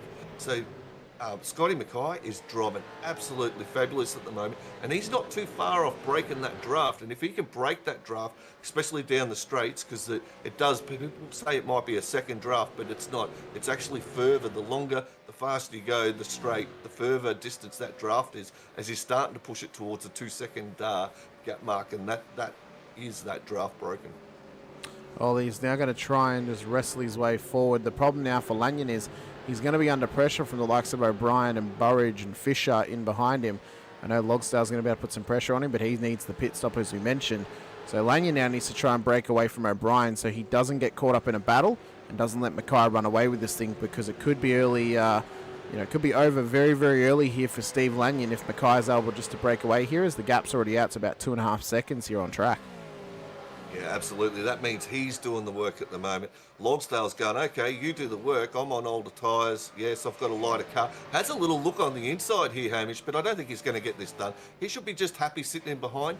Brenton, though, O'Brien, on the other hand, he'd want to get past Logsdale, because he's like, hey, I'm actually racing Lanyon on track. I know you've got a pit again. He's a very smart operator, Brenton, and he would know exactly where he's at, especially his fuel strategy, Hamish. And having been in Brenton's team over at Evolution Racing Team, I know that he does drive to a fuel number, he does drive to a lap time, and when he says, hey, this is the fuel number you need to do to get this race done, you listen and you go do that fuel number and you will make it. So yeah, very wide. I always see Lanyon, he's run it in wide there, Hamish, and lost that position to Logsdale. And Brenton O'Brien, he's having a little look up the inside, he's going to get this job done. Wow, that's a couple of positions lost there just in one corner, Hamish. Well, he's also lost it out to Chris Burridge as well, and is now under pressure from Damon Fisher of Quantum Pecky's Racing. As we can see here, Fisher starting to put the pressure on Lanyon in behind there. Wants it up the inside of him. He's forced him out wide, as Burridge has also now lost out of position. And the big gainer from all this is now Robert Crow, who's putting major pressure back on Steve Lanyon. We saw him run it wide at that corner quite a few laps ago now. All of a sudden, he's back in the hunt and he's back up the pace and putting the pressure on Lanyon and Fisher up ahead of him. Absolutely. And isn't it how just a little off track breeds another off track, couple little lock breaks there. Lanyon in the track says, hey, I'm racing without sound at the moment. So he's doing a fantastic job, because that is extremely difficult to be over revving that car and where am I braking. So yeah, he's got a lot of things going on in that cockpit at the moment. As we see Robert Crow, he's going to get this job done on him there on the inside, and Crow is pushing forward after his little mistake earlier on too, Hamish. Yeah, he's done well to get that move done. He now has Damon Fisher in the Quantum Pecky's car in his sights. Trying to chase him back down is the pole sitter, as Dean Logsdale's finally brought his car into the pit lane, take his first CPS of this race. All their positions will now get corrected properly, and the true positions of these cars, it is Scott Mackay leading the way to Brenton O'Brien, Damon Fisher, Robert Crow, Steve Lanyon, Chris Burridge, Stacey Boyd, Luke Ullman, Rick Viger, Lorne McKee. That is the top 10 as of all the first compulsory pit stops have now been completed. Well, hasn't this shaken out since we had that safety car, lap 3, I think it was, Hamish. We had that safety car, and now to see this here, a 5-second lead by Scott Mackay to Brenton O'Brien. And Brenton O'Brien's got a nice little lead over Fisher. He's still in the draft, Fisher there from Quantum Pecky's. But yeah, Robert Crow, he's still in the draft of Fisher. Lanyon, hopefully he gets his sound issue sorted. We'll see him push forward. But Burridge, a couple of little mistakes early here, Hamish, but he's pushing. He's looking to get this job done on Lanyon and gain back those positions he lost early, because he was driving fantastic in that M1 racing car. Yeah, he was on for what would have been a P2 on the road, if not for that moment there down at turn 7. He's now puts all sorts of pressure all over Steve Lanyon, who's struggling with those sound issues, as we mentioned, as they come down towards the third sector of this track now, down in towards turn 7, where we've seen a lot of cars lose positions here very easily throughout this race. In fact, all 3 of these drivers have lost out positions through that corner across the proceedings of this one. So now on to lap 18 of 39. We're at the halfway point of this race here tonight, ladies and gentlemen. What we're going to do for you is we are going to go for our little Racecraft Simulations ad break that we like to do around about the halfway point of things.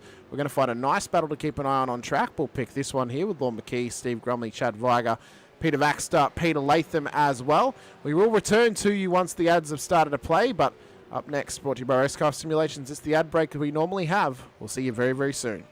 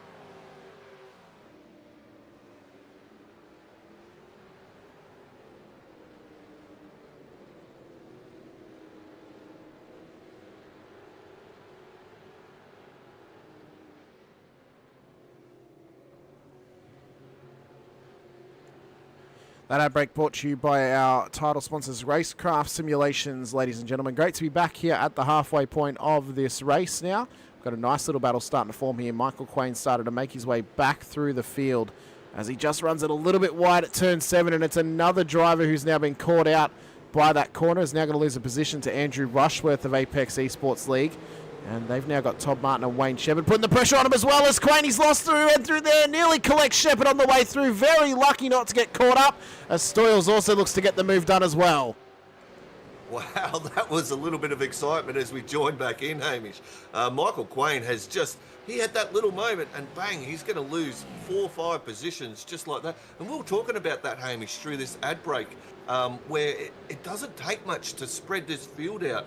You drop have a little mistake and there's a few tenths, you're out of the draft, you've lost 4 positions just like Quaney did there. Really unfortunate, but gee whiz, there's some good gainers out of that one as well. Well, the battle continues on, and this is all for P21 on the road. And I tell you what, you've got to be impressed by the gain from Michael Quain and Wayne Shepherd throughout this one, as Shepherd has now brought his car into the pit lane, possibly trying to get a bit of an undercut done on that battle, as Quaney's also followed him in as well. Those guys have made their way from all the way at the back of the field up to P24, highest point respectively, all through their race pace and through battling. So these guys have had a great gain so far. I look forward to seeing how they do in the last half of this race, as Lanyon's now running out wide at the exit of turn 5. He's trying to put the assault on Brenton O'Brien and Damien Fisher. This is the battle for P2 on the road, but this battling right now is allowing Scott McKay at the front of the field to build out his gap. It's now out to 7 seconds back to P2 in Damien Fisher. Yeah, well, Fisher's got that pass on O'Brien. I'm not sure what happened there. I might have missed that one. But what I do know is Brenton O'Brien, he is one of the hardest cars to pass on track. He drives extremely fairly. You've got to make that move stick. If you make it stick, he'll give you the room. But I used to practice quite a lot with Brenton and trying to pass Brenton, and it was difficult but challenging. And yeah, this is going to take all of Lanion's skill and ability to get this job done if he can make it. So come through the kink now at turn 11 up towards Canada corner for turn 12. Lanyon might be trying to line up a nice little move here for himself on Brenton O'Brien. Down in towards the next corner. Under brakes he comes. Tries to tug it up the inside. O'Brien gives him heaps of room. Bit of a door bang though. Knocks O'Brien off track. And Lanyon may have some answering for there as Crowe nearly runs up behind his former teammate and O'Brien as well. Yeah, absolutely got doored there, Hamish. A little bit of a lock-up it looked by Lanyon, really trying to get that job done. Yeah, he might have something to answer for. Perhaps a redress is underway there, but that's allowed Burridge back up into P4. Robert Crowe, he's got right back onto the back of Brenton O'Brien. So we see Burridge, he's going to have a look on the outside. Lanyon has gone to defend this early. I wonder whether, well, I don't think Burridge is going to get this done. That's really, really difficult to get that overtake done on the outside, Hamish, but not impossible. And he has got it done well. He's got it done. Very impressive move there from Chris Burridge, Scotty. That was an unbelievable move. Even confused you from over there. You thought he wasn't going to do it, then he does it. He's just proven us all wrong throughout this season. He could be an early contender for this championship if he can have strong runs throughout the season. He had a great run at Fuji, of course, and is trying to back that up here tonight at Road America. And all of a sudden, Steve Lanyon, well, he's in a dogfight right now with this battle for the 3rd position on track. Damon Fisher, he's laughing, he's grinning from ear to ear because these guys are letting him break away as he's now out of tow range at 2.5 seconds.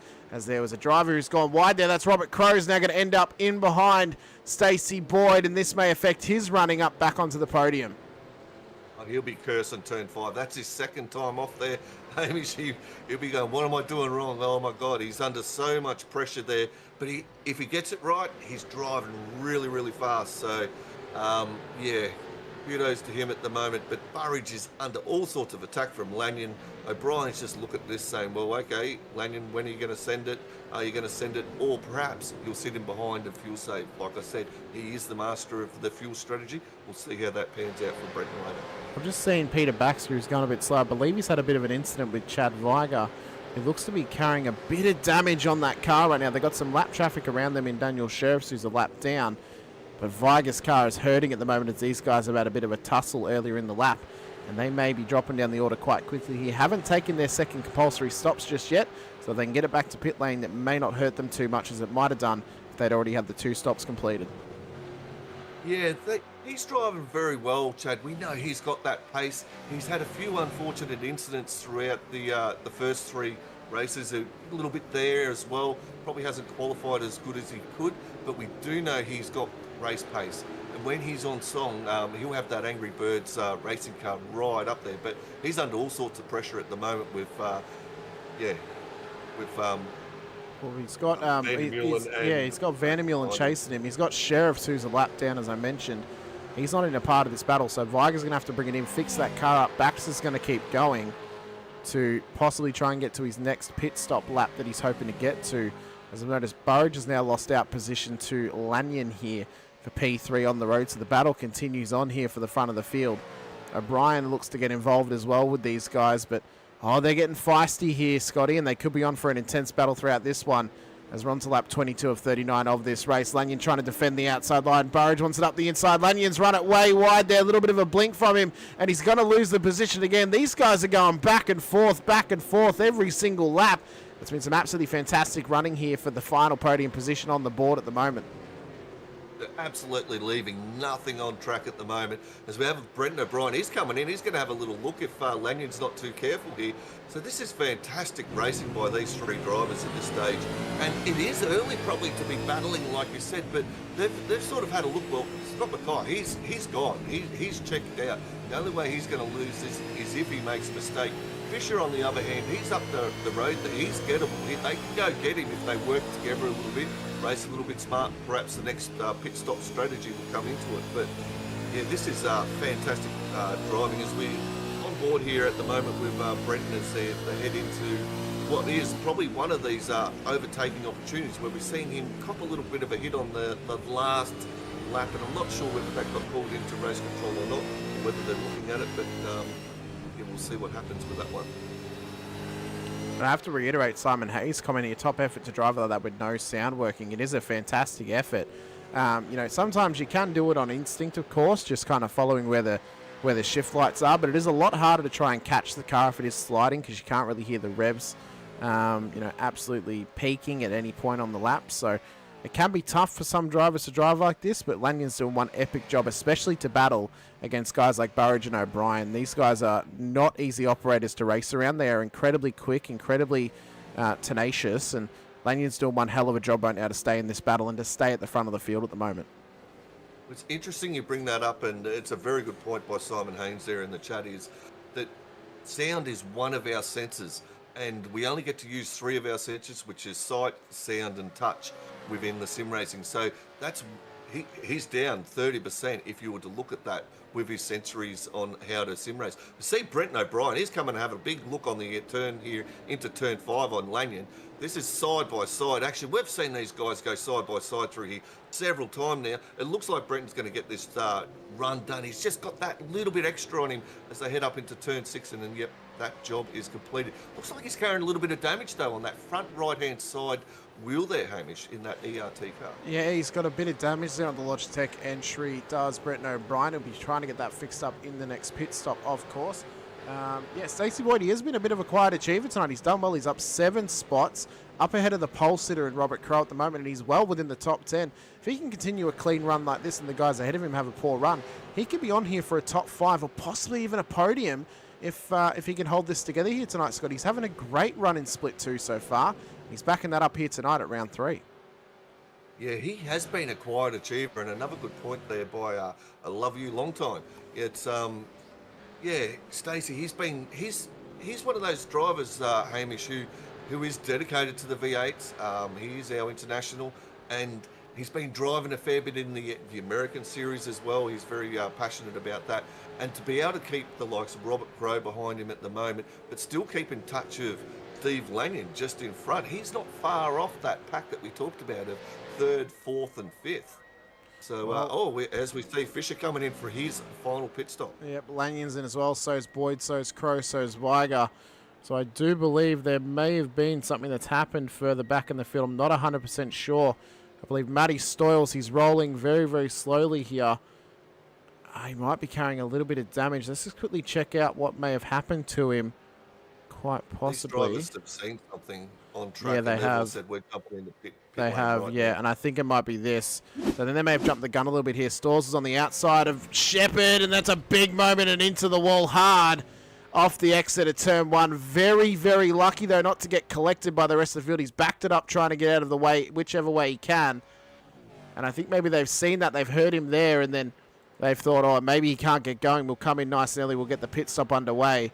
As we can see, that was then coming in then. So he has rolled away, though, so it's not going to be a safety car.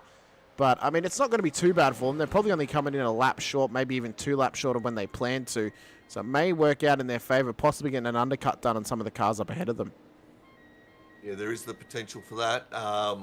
You know, yeah, 15, 16 laps to go, Hamish. Maybe, yeah, like you said, maybe that 2-3 laps earlier than probably where they might have planned to get that run home. Have to see how that plays out with the drivers that stayed out too, and how they're going to manage it. But at this stage, I cannot believe the lead Scott Mackay has got 12 seconds. I know we haven't looked at the front runner too much because there's nothing to really look at. He's that far ahead at this stage of the race, Hamish. This is kind of one of the detriments to winning by a whole heap, is you don't get a lot of screen time because you don't really get into many battles throughout the race. So that's one thing that I guess you kind of have to take with a grain of salt. If you ever do end up so far up the field that you're not really battling anyone, is you're not likely going to get the screen time that you may have hoped for throughout the racing proceedings. As a lot of the drivers are now in the lane, including Fisher, Lanyon, Boyd, Crow, Viger, Baxter, Vandermeulen, Latham, Barella, Duggan and Weston are all in, as they've now made their way out of the pit lane. Boyd's come out still ahead of Robert Crow, but they have got John Fillingham separating them at the moment. He does need a second pit stop in this race. So does Dean Logsdale, who came in on lap 17. You know that he stayed out fairly long. He is up into P13, but he will drop down the order once again once he makes that pit stop happen. At the moment, their provisional leader is still Scott Mackay, who has got a massive lead in hand and a lot of opportunity to try and retain this lead through this pit stop. Yeah, absolutely. And just to clarify, those drivers in blue on that timing chain, they're the ones that have done that pit stop. Is that correct, Hamish? No, they're the ones who are technically a lap down on the leader. He hasn't necessarily passed them, but so he's on lap 24, for example.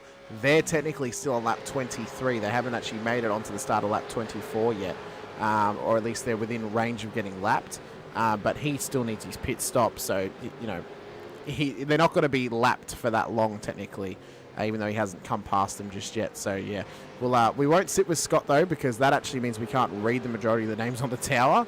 But we'll sit with some other people who are actually in a battle for position, to at least so we can read the majority of the names out there, as Burrow just brought his car into the pit lane. Yeah, Burrow just blinked now. He said, yep, I've had enough of that. That puts O'Brien up into P2. He's going long here with this one. He hasn't blinked on it. The cars have sort of, after this pit stop, it's one of those things where there was gaps forming, there was some battles, but drivers on different pit stop strategies, Hamish, have sort of extended it out at the moment. We see, I think that's Robert Crow is really putting the pressure on John Fillingham. As you've said, John Fillingham, another team VGA car, he hasn't done his second pit stop, as it looks like he may peel off now. That's freed Robert Crow. He's got to get the foot down. He's got to go chase Stacey Boy and the other drivers up there in front. As we see, Logsdale still hasn't pitted. Well, one thing I have noticed is Burridge came in. His time for his stop, though, was only 12.91 seconds. Comparatively to the rest of the field, everyone's averaging around about 21 to about 25 seconds for their second stop. So that's a fairly short stop there for Burridge. I think he hasn't put enough fuel in the car, and I reckon he may have been pipped by the old crew chief auto fueling system, thinking of the averages that he may have had underneath the safety car, because he's well and truly underfueled that car and may need to come back into the pit lane for another fuel stop, and this may take him out of contention for this race. Well, that's a big shame if he has, and yeah, that crew chief, mate, it's the first app I would always get rid of. I mean, it sounds great, everyone loves it, we see streamers use it, but they do use it for the voice comms and the way it integrates and talks to you. But as a fuel calculator, gee whiz, you can do a lot better than crew chief. Scott Mackay brings his car into pit lane now for his final stop of the race. Bretton O'Brien's going to go a little bit longer than him on this run, maybe try and gain some track position and some time on him this time by. John Gallen still needs a second pit stop in this race. So does Ray Smith, not too far behind him as well as Scott McKenzie, who's just off the back of this battle. Chris Burridge is in what would be provisional P1 at the moment because of his short stop. but he needs another pit stop in this race, so he's not going to hold that position for very long, and he'll likely drop back throughout the field when he does bring it in for a third pit stop, an extra pit stop in this race. So this is really going to hurt him this time by Scotty. This is going to be interesting because that has accelerated him. Well, technically, if he's short field by 10 seconds, Hamish, he's 10 seconds further up the field. So these drivers are going to go, hey, how did he gain so much time? And they're going to have to, while they're driving, work out what has happened, that he has underfilled that car. And that's what's pushed him forward so far, because that has brought him out on track in front of the VGA car and Scott Mackay, and well in front too, by the way. So he'd be thinking about, what have I done wrong? How did he get in front of me? So that's another thing that the drivers we're dealing with, and perhaps people will tell him, hey, he might have messed his pit stop up. We're not sure, but we'll see how that one plays out. Good job by Brenton. He's going for that bonus point, lead a lap of the race, and he's going to get that job done. So that's quite smart there. We should see him come into pit lane very soon. Be interesting to see how he goes. John Gallen has gone with him. Looks like he's still got a pit. He's driving really well too of late. They're from Pacific Esports Racing, Hamish. Another team that we haven't talked about too much tonight, but they're doing well, not only in this league, but also in other leagues as well, mate. Yeah, he's, obviously he won the Tuesday Pro-Am Championships for SRW, but then hasn't really been able to put that forward into the vets per se. Women are asking how's Faz going. He's in P5 at the moment, needs another pit stop though. So it really, he... Just to point out as well, Scott Mackay has led more laps than Faz, so trying to go for most laps led hasn't worked out for him at this stage. But, it was a bit of a roll of the dice, it was a bit of a gamble. We can't really fault him for that. A lot of drivers have attempted that before. It's paid off for a lot of them. It's also not paid off for a lot of them as well. You're just trying to take the cards you dealt, trying to play with them as best you can, as John Gallen's going to bring his car into pit lane. And he should drop down further back through the field this time by, as Burridge will be provisional leader of this race with O'Brien up the road from him, but he does need another pit stop in this one. Yeah, absolutely. So this is, Brendan O'Brien still hasn't pitted. He's one of the last pit stops drivers to take his pit stop. So this is a really interesting tactic there. As you said, Gallen's into pit lane. It's Farrington, he's still got his second pit stop to go, but it was really good to see Faz towards the front there. And yeah, we absolutely love Faz. He's a real character at the V8 Veterans. So yeah, good to see him back behind the wheel, giving it his all as he does. So be interesting to see where Logsdale comes in. I'm really interested to see that one when he does his final pit stop, Hamish. Well, Mr. Lanyon's just pointed out that he has his sound working now as well, so he's back into form. P5 on the road at the moment, but corrected, it is technically P3 on the road at this stage. Could even be P2 actually, depending on how O'Brien's stop goes. Mackay had a 30-second stop on that last pit lane travel that time by, so he was a little bit slower than the likes of Crow and Boyd, as well as Lanyon as well. We'll see how it's going to play out for him, though, especially with O'Brien, but I don't think O'Brien's going to gain 10 seconds on him as Lanyon tries to make his way back through the field and chase down Simon Farrington at the moment. But we're well within pit stop range at the moment here, Scotty. We've got 13 laps to go of this race. It'll be 12 when Brenton O'Brien crosses the line this time by. And, well, it'll be interesting to see how this plays out now, how the strategy is going to play out, and where this race could go from here, because anything can happen in these final 12 laps as O'Brien brings the car into the pit lane now. Yep, taking his stop. So Burridge is going to take the lead of the race when he crosses the line, but it won't be long until Scott Mackay takes it back over from him. In fact, he did actually confirm it for us in the chat. He said he made over 16 seconds on me. He was wondering how that happened. But Burridge has done so well so far to make his way through the field and just to try and consolidate the positions that he has in this race. But unfortunately for him, it's not going to play off in this one. Yeah, that's really unfortunate. He's been driving really good. I've mentioned it before, that M1 Racing, they've come on leaps and bounds over this season and last season, Hamish. They've whatever they're doing over there, keep it up, guys. You're doing a great. Another driver that we know, quite an aggressive driver on track, won't hold back, is Steve Grumley. He's up 18 into P12 at the moment, Hamish, and he's in a little bit of a battle. He's got Latham right behind him, so this is interesting how Grumley reacts with this.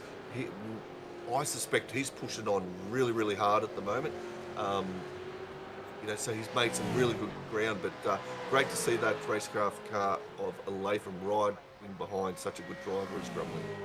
Well, Farrington and Logsdale now come in for their final pit stops of this race. It'll be interesting to see where they end up after this separate strategy to the rest of the field. As Grumley is battling it out now in the back end of the top 10 here with Peter Latham. Latham on the bubble for that top 10 finish. Grumley trying to hold on to it at the moment. He's got Luke Ullman ahead of him, who's kind of in no man's land in behind Lorne McKee here. These guys are battling it out for P8 on the road. Rick Viger is about 3 seconds off the back of this enticing battle between Stacey Boyd and Robert Crow, which is for corrected P4 on the road at the moment. And if any of the top three make a mistake out of Mackay, Lanyon, O'Brien, well, they'll be the first to gain on it to try and get onto the podium here tonight. Yeah, absolutely. This is a beautiful little battle that's been brewing all race. Like, Robert Crow has had absolute stellar pace here tonight. He's made a few errors though, Hamish, and it's cost him big time. And, it was mentioned in the chat how well Stacey Boyd is travelling. I think I just seen a car off the road there, Hamish. Looks like they've got back underway though. And that was Stacey, Steve Lanyon. Just to well. correct, sorry, that was Steve Lanyon, Scotty. So he's actually now dropped out of that third position on the road. This has now promoted Bretton O'Brien into P3, corrected P2, and Stacey Boyd is now provisional P3 on the road here after Lanyon made such a mistake here tonight. Wow, that's a big fallout. He's had a rough night. Doesn't it rain? When you're having a bad time, he's lost his sound, he's had a couple of lockups, a few mistakes, he's put it into the side of another driver. It looks like he didn't get penalised for that. But at the same time, then does that and loses what we could see as P2 on the track. A rough night for Lanyon. Although he is still P6, he can consolidate a good result. But this puts Boyd and Crow battling it out for a podium position at this stage of the race. Well, Burridge has now brought his car into pit lane. So now all of a sudden, Stacey Boyd and Robert Crow are battling it out for that P3 on the road. And they'll be trying to chase down Bretton O'Brien, who is 4.5 seconds up the road from him. He took a slightly shorter stop than them on that run. So maybe a little bit of fuel saving coming into play here for O'Brien of ERT. Oh, but the pressure could be starting to build on some of these drivers now. But the one that it's not building on is Scott Mackay, who is 13.6 seconds up the road and well and truly in the lead of this race and looking to take his first victory in Split 2 this season.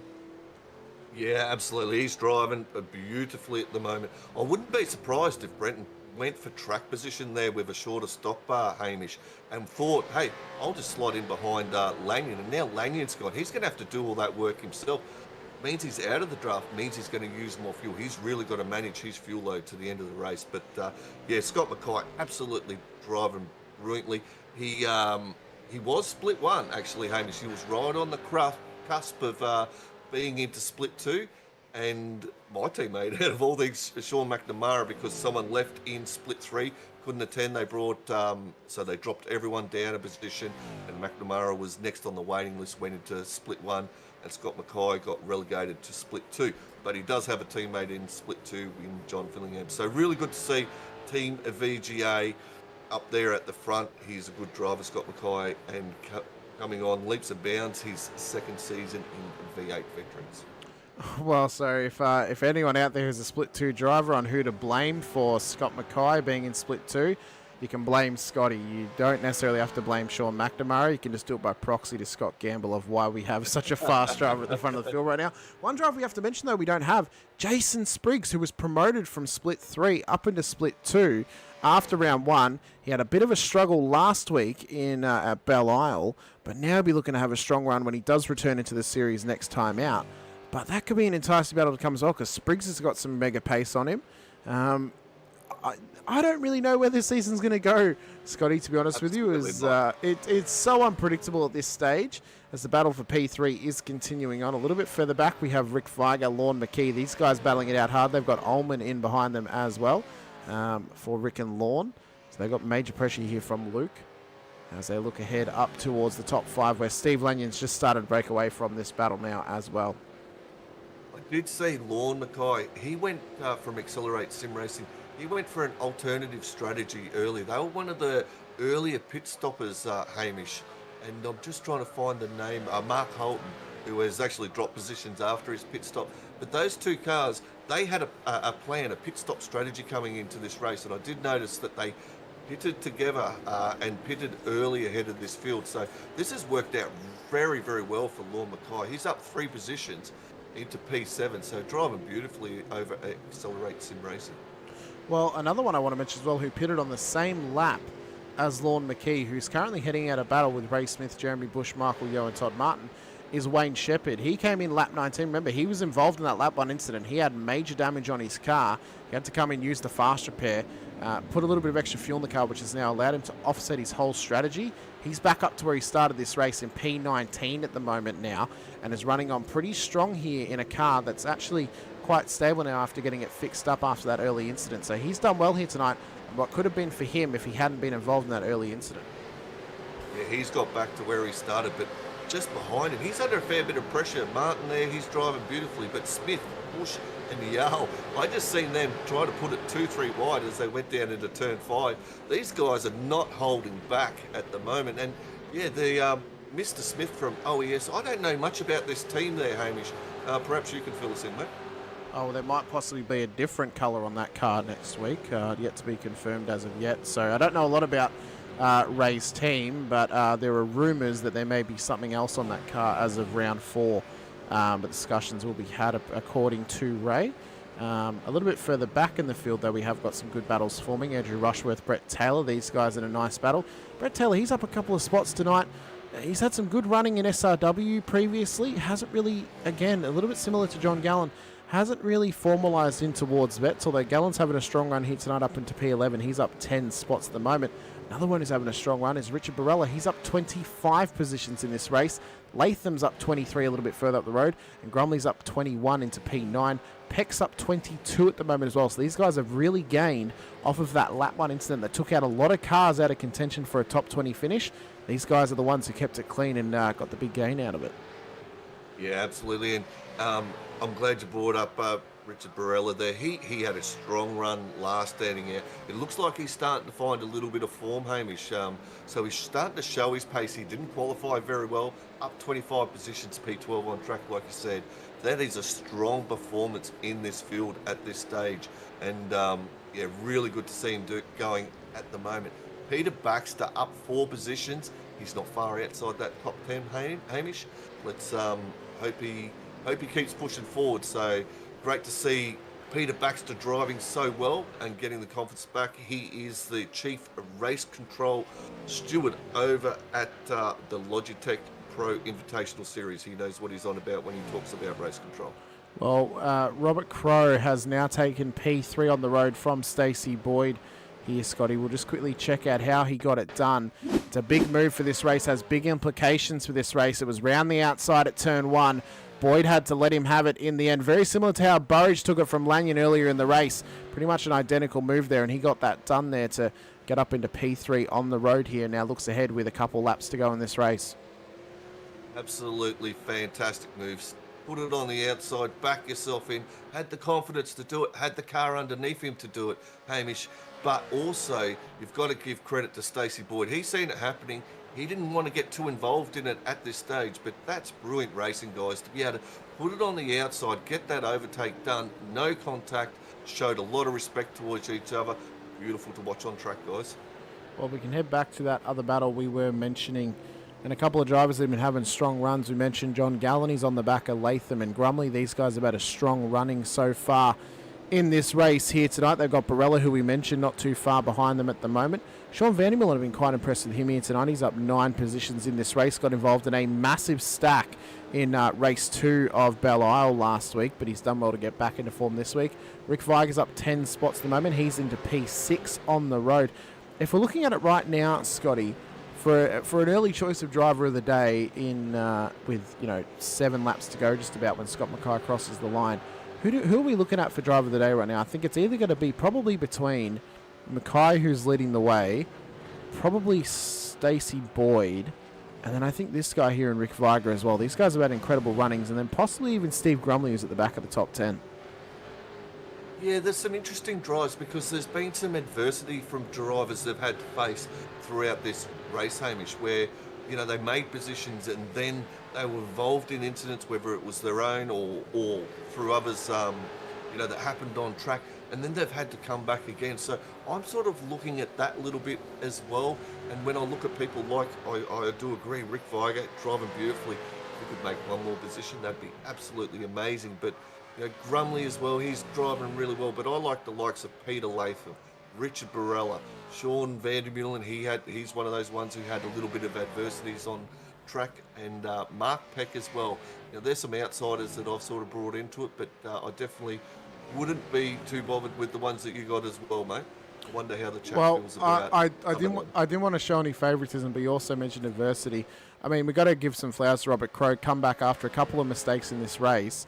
Back up into P3 on the road, looking to chase down P2 as well after starting in pole. I know he's lost a couple of spots, but this is out of character for Robbie to be so far up the field, but genuinely battling for a podium finish in this race. So he's also someone that I'm kind of looking at, but I think Mackay's been super dominant. Boyd's been outstanding this race. So's Rick Viger to come through after getting into some contact with a couple of the drivers as well. I mean, Lord McKee, he was spun round on the end of lap 2.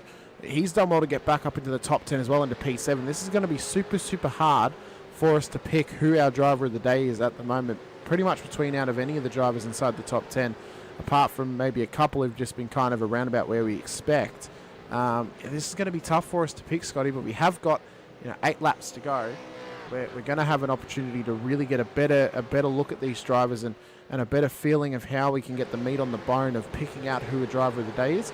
As Vandermeulen's starting to put some pressure on Peter Baxter here, but I do like the thought of Richard Barella. He's had a good running. He did avoid that early incident. Maybe got some free positions from it, but he has been able to maintain position. Same for Latham. Grumley's normally got some pace about him, and same for Gallen as well.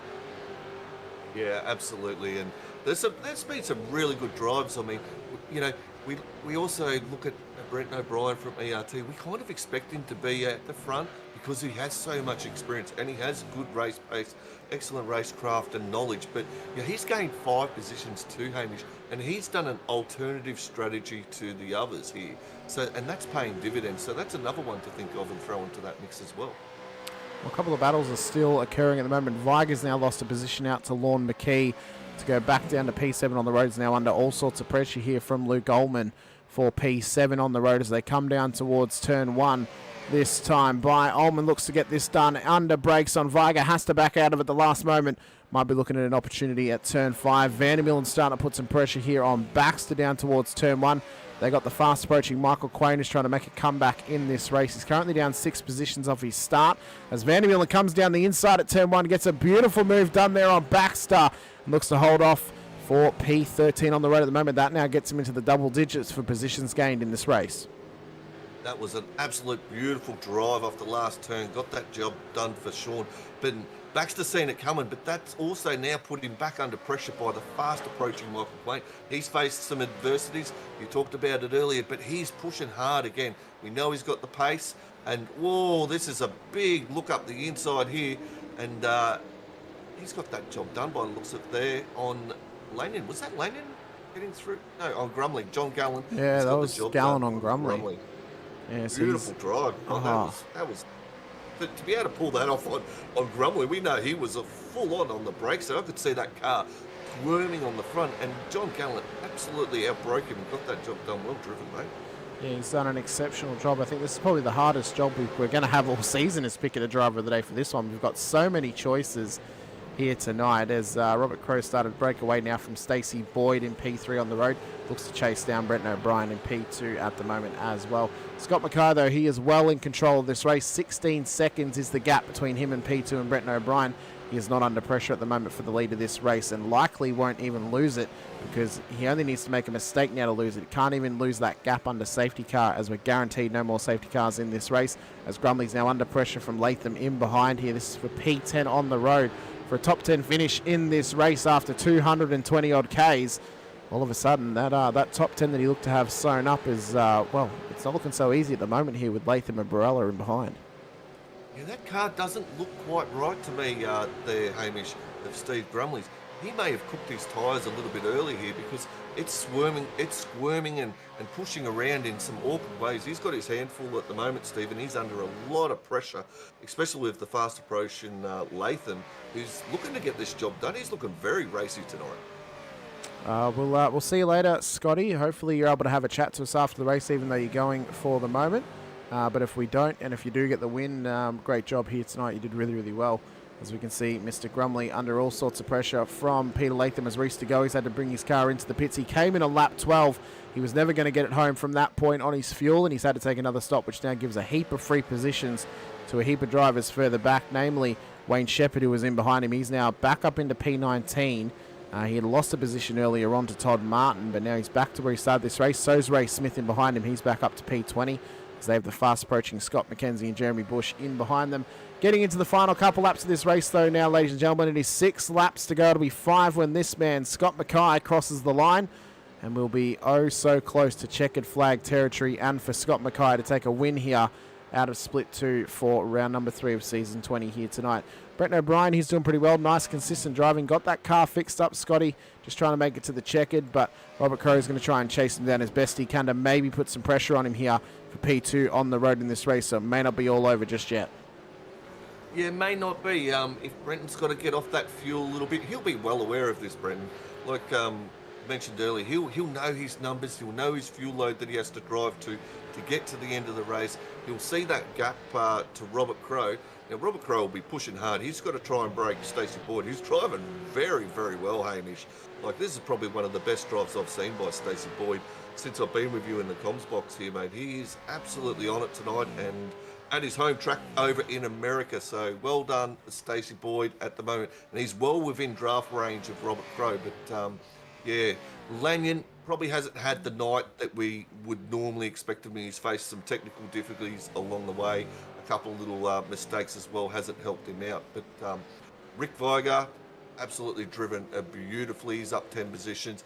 Luke Orman, we haven't spoken too much about him. I know you touched on him before, Hamish. He's up into P7. He's made 1 position, but crucially, he's around where he started. So he's had a very solid night, a great race by Team AGR over there, driving very well for them tonight. Lord McKee as well. He's had a strong run up 2 spots under pressure now from John Gallen down towards turn number 5. They've got Grumley, who's trying to defend against Latham in behind them at the moment as they come down the straight side by side. It's going to be a drag race into the braking zone of the next corner. Here comes Gallen under brakes, gets it done very early on here as McKee tries to hold position, spins it round there. There's contact with Grumley on the way through, needs to hold brakes, very, very lucky not to collect anyone else. But from a night that was going absolutely perfect after early on, he spun it around for a second time in this race and has dropped back down to P16 on the road. Yeah, he ended up doing that pretty well, Hamish. He got away with it. Did hold brakes just enough, got on the throttle. The other drivers well aware. Oh, big contact by the Simrigs car into the OES of R. Smith has put him into the wall. He's got that back underway and fired up, but he's lost several positions from that, Hamish. Yeah, he has. They're starting to get away from themselves now just a little bit. Didn't look like Wayne really had anywhere to go in that one. Maybe a little bit of a racing incident between them, but we'll let the stewards decide on that one, of course. But that has now allowed Jeremy Bush, Chad Viger, Scott McKenzie, Damon Fisher all on past. Ray Smith now on track. But yeah, that's a big loss though for Lorne McKee. He's dropped down outside the 10, given a free position to Steve Grumley, Peter Latham, Richard Barella, Vandermill and Baxter, Quain and Burridge. Burridge has done well after that little blunder in the pit lane. He's now come out P15 on the road, so could still be on for some good points here. Oh, but it seems like all of our favourites for driver of the day are starting to fall by the wayside a little bit here, Scotty. Oh, there's a few getting caught up in there. Tyres are starting to go off. There was that early pit stop, Hamish. We talked about it, where we thought it might have been 2-3 laps early than probably where they would have planned because, you know, of the phantom safety car potential that happened with a turn car on track. But, you know, maybe that's catching them out here. We've only got a few laps to go, and these cars are looking a little bit tired on tyres. But, wow. Peter Latham. Sorry, I just noticed there Stacey Boyd had a big compression lock into that corner. There's some contact with Lanyon in behind. Boyd very lucky not to hit the wall on that one. Man, oh man. There's another one. That's another one. He's still in the top 5. Still has a position here over Rick Viger, but that's a position now lost to Steve Lanyon. I don't know if there's going to be anything to do with that in the race control room, but that car looks broken after the contact. He may need to bring it into the lane. Well, all of a sudden, Robert Crowe's now lost all the pressure that was on the back of him And now he just has to look up the road to Brenton O'Brien, and he's already gained a second on him over the last couple laps. He has started to pull in Brenton O'Brien very, very fast, Hamish. And as you say, that's released him. He's just got eyes forward now. He can sort of see him just up the road, just going around the corner. So he's full steam ahead. 3 laps to go coming around once we get across the start-finish line. Eyes forward, Robert Crowe, chasing down the ERT car. That would be quite an accomplishment. Well, we can see here, you can get glimpses of the back of the 26 Logitech entry of Brenton O'Brien. And Robert Crowe has eyes darted forward to P2 on the road. He started pole position of this race. Lost the lead early from Scott Mackay, who's just had absolutely mega pace, has not been challenged since he took the lead. Lanyon's had to bring the car into the pit lane, so he's now going to drop out of the 10 over the course of this stop. Stacey Boyd's now going to get his top 4 position back, but crucially, he's lost 10 seconds off the back of Robert Crowe now, even through that mistake.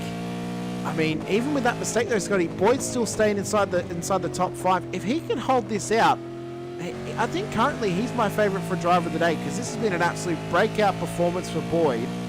And even with that one mistake, he's managed to come back from him, managed to keep it out of the wall. He's still got a healthy car, and he's got to have to hold off Rick Viger and Luke Goldman. He's ticked all the boxes, bit of adversity, some great driving, some great pace, and inside the top 5 as well. He's currently my favourite for that award. What do you reckon?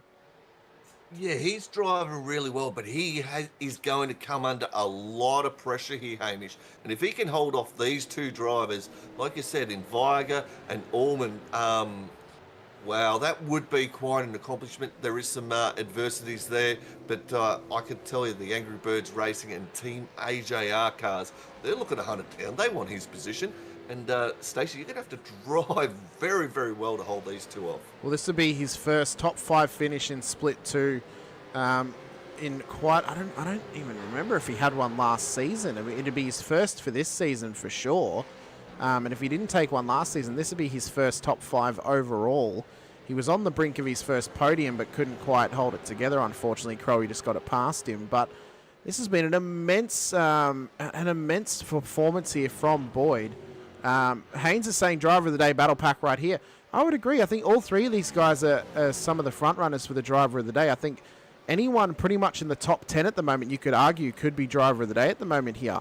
I mean, they're all doing very, very well at the moment. Stacey saying, nope, 5 top 10s. It is it? Okay, so no top 5s as yet. Well, this will be your first. So this will be absolutely amazing for Stacey. But yeah, I think anyone in that top 10, we can make an argument for driver of the day right now, Scotty. Yeah, absolutely. There is a bit of a battle pack there around the Vandermeulen, Barella, Baxter, Grumley, Quaid, Burridge. That's a huge battle pack on track here going on. You know, I've got a feeling these guys are not going to, you know, they've only got a couple of laps to go as they cross up here to start it and, well, start the last lap, Hamish. Although I think that's going by the leaders on the last lap, isn't it? So yeah, it is. 2 laps for these drivers to go to get it done. This is really going to be, this could evolve into something here, Hamish, and I'll be interested to see how it plays out. But yeah, talking to driver of the day, Peter Latham, 25 positions up into P8. Sean Vandermeulen, we talked about, he faced some adversities. He's into the top 10. Remember, he's a split 3 driver, hasn't been on the sim for very long. Got promoted under the new rulings into split 2. Driving fantastic, top 10 result at this stage. Peter Baxter, Race Control Supermaster, P11, that's and Richard Barella, P25. They're all great achievements tonight. Guys, let's start thinking about those sort of drivers as well for driver of our day. Yeah, I think we're going to have to try and tick it down to 3 fairly shortly as we edge closer and closer to the final lap of this race. Stacey Boyd still under major pressure from Rick Viger at the moment. Scott Mackay is going to come round. He's going to start the final lap of the race now as he comes round to the final corner. And he's got a 19.6 second gap back to Brenton O'Brien in P2 on the road at the moment, who is then a further 2.7 seconds ahead of Robert Crowe in P3 right now. Stacey Boyd is under all sorts of pressure right now. I'm going to put it into the chat for our driver of the day options. We're going to leave it down to 3. We're going to do... You pick one, Hamish, I'll pick one, and the chat can pick one. How about that one? Oh, that's going to be way too hard for them to pick one because they're all going to have different options. I think we'll go with Scott Mackay because he's the leader, and then we'll both pick a wild card, I think, to get added to that. What do you reckon? All right, let's get that done. All right, so we'll go Scott Mackay, go Stacey Boyd for me, and then who do you reckon, Scotty? At this stage, I'm on Peter Latham. Okay, Peter Latham. Those are your three options, guys. You'll see I've commented them in the chat. You've got to pick between those three for driver of the day here tonight. So Scott Mackay, Stacey Boyd, or Peter Latham. I don't want to hear names of anyone else. I know everyone else has had great drives, but it's going to be way too hard for us to try and narrow it down between that top 10. So we're giving you three options for it at the moment. As Scott Mackay comes down towards turn 7, up towards the carousel at the moment. He's got a massive lead in hand. Robert Crowe is encroaching onto 1.8 seconds onto the back of Bretton O'Brien. So he's going to be hoping for a final lap lunge here for P2 on the road at the moment. Oh, man, it's going to be major pressure city for a lot of these drivers. Boyd's under immense pressure from Rick Viger at the moment for P4 on the road, which has been an absolute breakout race for him here, Scotty. Oh, you can't even pick who it's going to be right now for the top 5. Top 3, they might be set at the moment. But Mackay, one thing that is for sure, is the leader. He's got a well and truly 20.6 second gap over Brenton O'Brien in P2. It's been one of the most dominant victories we've ever seen in a long, long time here in Split 2. It's normally been quite a bit closer, but Mackay's going to come round the final corner. He's going to lead them through. He's going to take victory after leading the majority of the laps in this one, and he's going to take maximum points for himself in this race, bar the fastest lap. What a run, though, for Scott Mackay. What a race for him. O'Brien, he's trying to lead round to Robert Crowe. Crowe's now got the gap down to less than a second up towards the line. They're going to come up towards the line. Can Crowe catch him in the end? I don't think he's going to have the run as O'Brien comes up to the top of the hill, up towards the start-finish line. He'll take home P2. Crowe will take home P3. But this is the battle we got to keep an eye on, Scotty. Up towards the line now, Stacey Boyd in a breakout performance. Top 5 finish for the first time in Split 2. Stacey Boyd takes home P4 to Rick Viger and Luke Holman. Absolute fantastic drive. Just noticed Brenton O'Brien. He coughed it in the line there, Hamish. He had all sorts of fuel problems going. He's managed that beautifully to get that home by the fast finishing Robert Crowe. But this battle pack we talked about with Latham, Vandermeulen, Baxter and Grumley. Grumley lost positions. He's gone back to P11 there. This has elevated Peter Baxter into P10. Fantastic result for him. His first top 10 finish in Split 2. Well done, Peter. That was a phenomenal effort there from Mr. Baxter. Vandermeulen gets his first top 10 finish as well. Latham returns inside the top 10, 25 positions gained. It is the most positions gained of any driver here tonight alongside Richard Barella. He was also up 25 as well. A lot of drivers struggling to get home. Grumley's got major damage, possibly out of fuel. But this bloke right here, what a run from him here tonight, Scotty. Just an absolute dominant performance to take out the win here for round 3. Yeah, he drove absolutely beautiful. This is actually a breakout drive for Scott Mackay. So we you know, he's faced a couple of adversities in the first 2 races, but this race tonight, he's really shown Split 2 what he is capable of, and he'll be on everyone's radar from now on going forwards. Stellar drive, Scotty. Absolutely deserved the P1, and super stoked to see Veterans Gaming Australia get that on the podium here in Split 2. Well done, mate. So I'm just running through the chat at the moment, trying to figure out who the chat has decided for driver of the day. Latham, Boyd, Latham, Mackay, Latham, Boyd, Latham, Boyd, Mackay, Latham, Boyd. Well, I think it's been decided from the chat there. I think I said Boyd the most times out of anyone, Scotty. So we are going to announce it right now that our Chubby Buns Burgers driver of the day for round number 3 of this season, it goes to Nova Simsports Stacey Boyd in an absolute breakout performance from him. His first top 5 finish here in Split 2. And a hell of a performance for his new team as well. He will get driver of the day here tonight for Nova Simsports after an incredible run home from him to fight out against Rick Viger and Luke Ullman to take home P4 on the road. What a run from him. Yeah, well done, Stacey Boyd. Absolutely deserves driver of the day. Super stoked for him. He was under immense pressure over those last few laps, Hamish, and he kept that on track, drove it really well, kept it straight. Great to see the Nova Simsports team back into that top 5 again. Well done, mate. Well, we'll just get some B-roll running for you now, ladies and gentlemen of the field, as we bring in our podium finishers for this race, starting with this man, P3 on the road. Started pole, unfortunately couldn't pull it all together here tonight, but still got it back onto the podium for his very first P3 finish here in Split 2. Mr. Robbie Crow of Simrig's Infinity Motorsport. A strong run from you out at Road America, mate. A year on from the last time you had a strong run at Road America, where you last took pole. This time, though, you managed to get a bit better than P8 on the road. You got P3 out there this time, mate. How was it trying to chase down O'Brien on the last lap and trying to get past Mr. Boyd for P3?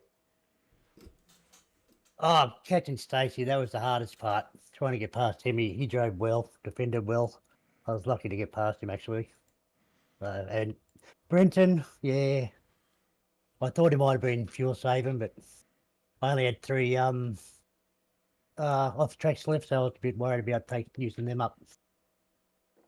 How you going, Robert? You absolutely drove very, very well tonight, especially in that last third of the race. You faced a couple of little challenges along the way, a couple of little off tracks that put you back, but you had to regroup and go again. And how did you go about that, just to maintain focus when you dropped a few positions and then had to go again, mate? What was your thoughts there? How were you processing that, and how were you looking at trying to catch, get yourself together again and get that car back going forwards? Just put my head down and look forward. I didn't bother about what was behind me. That's about all, yeah. And we didn't have Will in chat to annoy us. Yeah, right. Well, I'm sure he's having a great time where he is, and I wouldn't mind being there myself. But look, Robert, really good pole position tonight too, mate. You drove very, very well. You're very fast. This should be a confidence building race for you, mate. And it's really good to see you get towards the pointy end there, and enjoyed watching you tonight, and enjoyed watching that Simrigs Infinity Motorsport get into the top 3 here in Split 2. So you've definitely set a tone. Let's hope we can see more of that for the rest of the season for you, mate. Oh, we hope so anyway, yeah. Now that I'm fit again, hopefully I'll start doing better. But yeah, geez, it's hard. All the drivers in Split 2, you battle wherever you are. Yeah. Oh, well, Robbie, you did an absolutely exceptional job on Thursday night, and great to see you on the podium here in Split 2. Let us know who helps get you and Simrig's Infinity Motorsport out on track, and anyone else you want to give a shout out to as well. Simrigs, Stay Clothing, WD-40, Motorsports, Pass Australia. You guys, for your commentating, race control, they do a bloody good job there.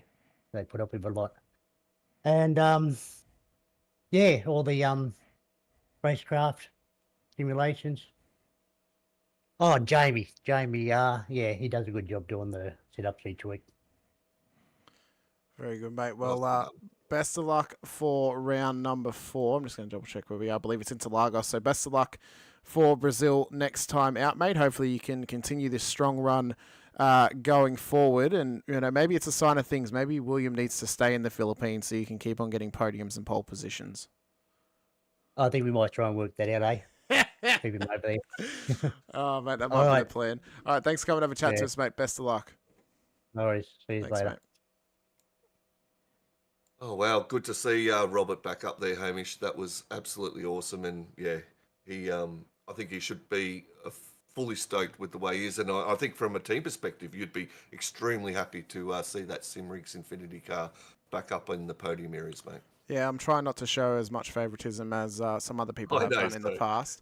Mr. Brent O'Brien, though, we spoke to him pre-race, gets home P2 on the road for Evolution Racing Team. A strong finish for you, sir. Hopefully a little bit of a confidence builder for you after being knocked back down into Split 2 with us here.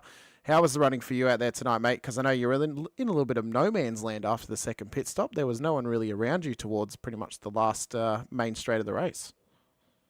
just how I like it, to be honest with you. Look, it was pretty comfortable. I did a lot of fuel saving in that second stint. Like I got down to 4.6 litres a lap for 22 laps, which I was pretty happy with that. Able to run a fair bit longer.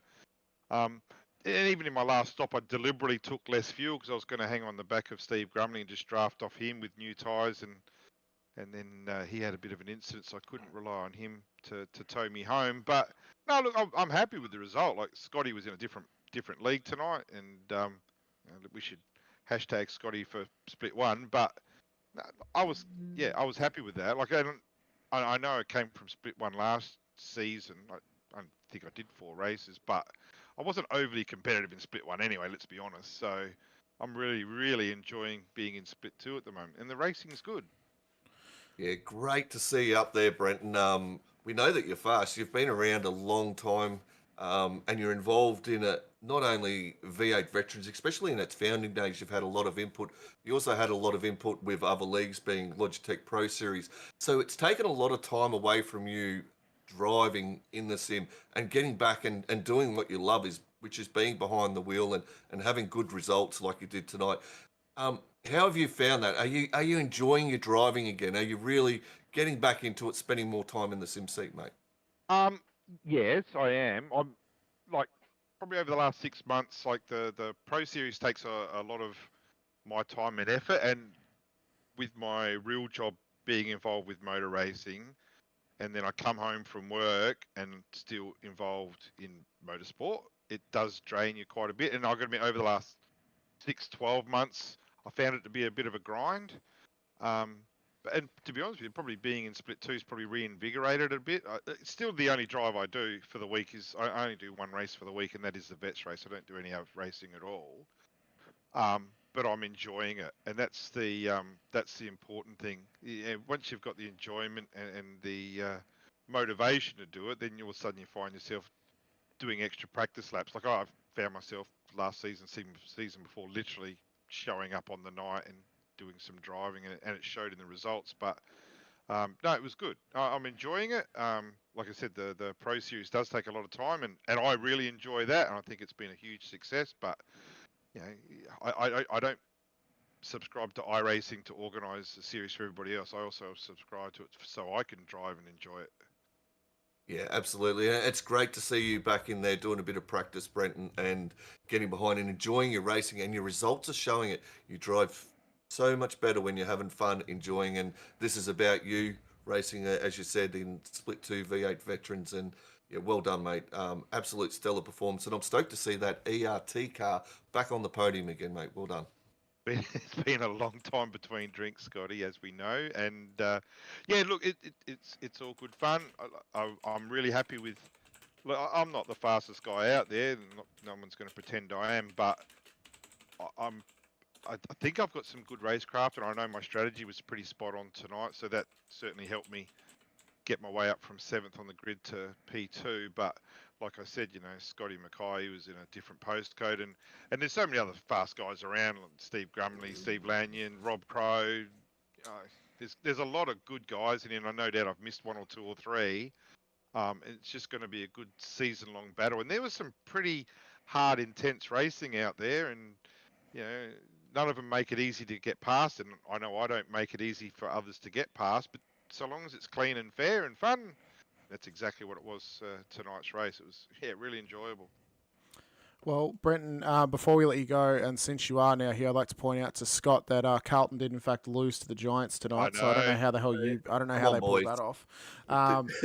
Yeah, I did know. So I only came into the broadcast about 3/4 of the way in because I was watching it, because I'm a proud Port Adelaide member, and every result, you know, either helps or doesn't help Port Adelaide, and I think Carlton have let my boys down tonight. I wanted GWS to go down for Port's sake, but Gambo, we'll have to have a chat about that. Yeah, we Absolutely do. will. Don't worry, I've got to go back in the lounge room to a partner who's an Essendon supporter, and they won. So, God, yeah, life's rough at the moment, mate. And Beck is going to be unbearable. I know, right? But yeah, well done to Port. Unfortunately, yeah, my Blues will bounce back. We'll be there. Well, you will be there. That's the thing. Absolutely. Well, Brenton, thanks for coming over chat to us here tonight, mate. Let us know who helps get you and Evolution Racing Team out on track.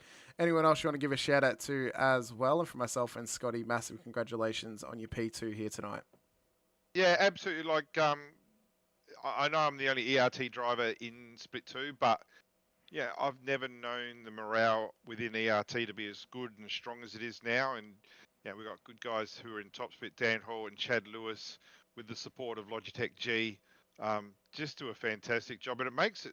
Yeah, that's where the enjoyment comes from. You know, just chatting to these guys and not necessarily talking about driving all the time, but you know, the three of us get along really well, which makes it easier. And like I said, I've got the guys that are in the team, the pro drivers, and the other guys who, again, just make it fun to be in Discord.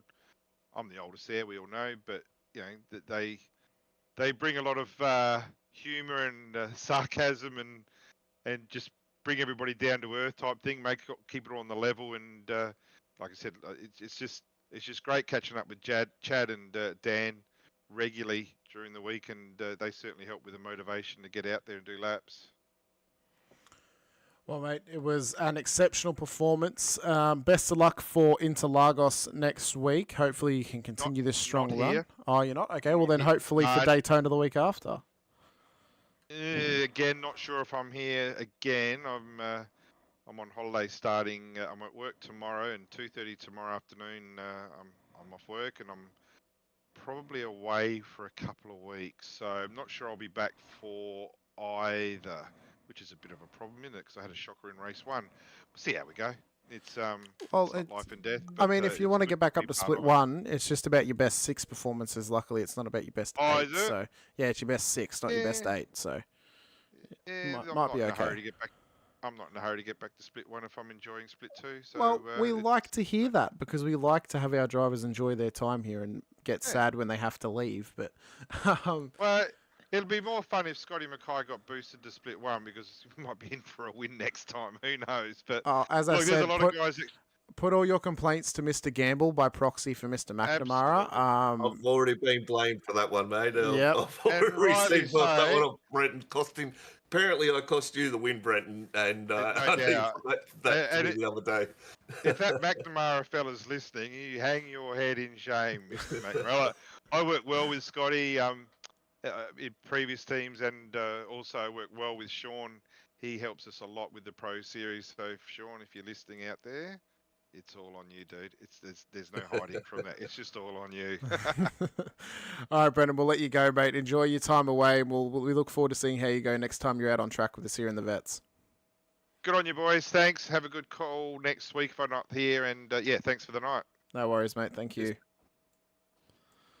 All right, we'll race through and drag in our winner here tonight, Mr. Scotty Mackay, who apparently just won the race by travelling all the way back to Belle Isle. You were that far ahead at the end of that one, mate. I mean, it was nice and easy for you pretty much once you took the lead. How did it feel to take a win in a whole different postcode?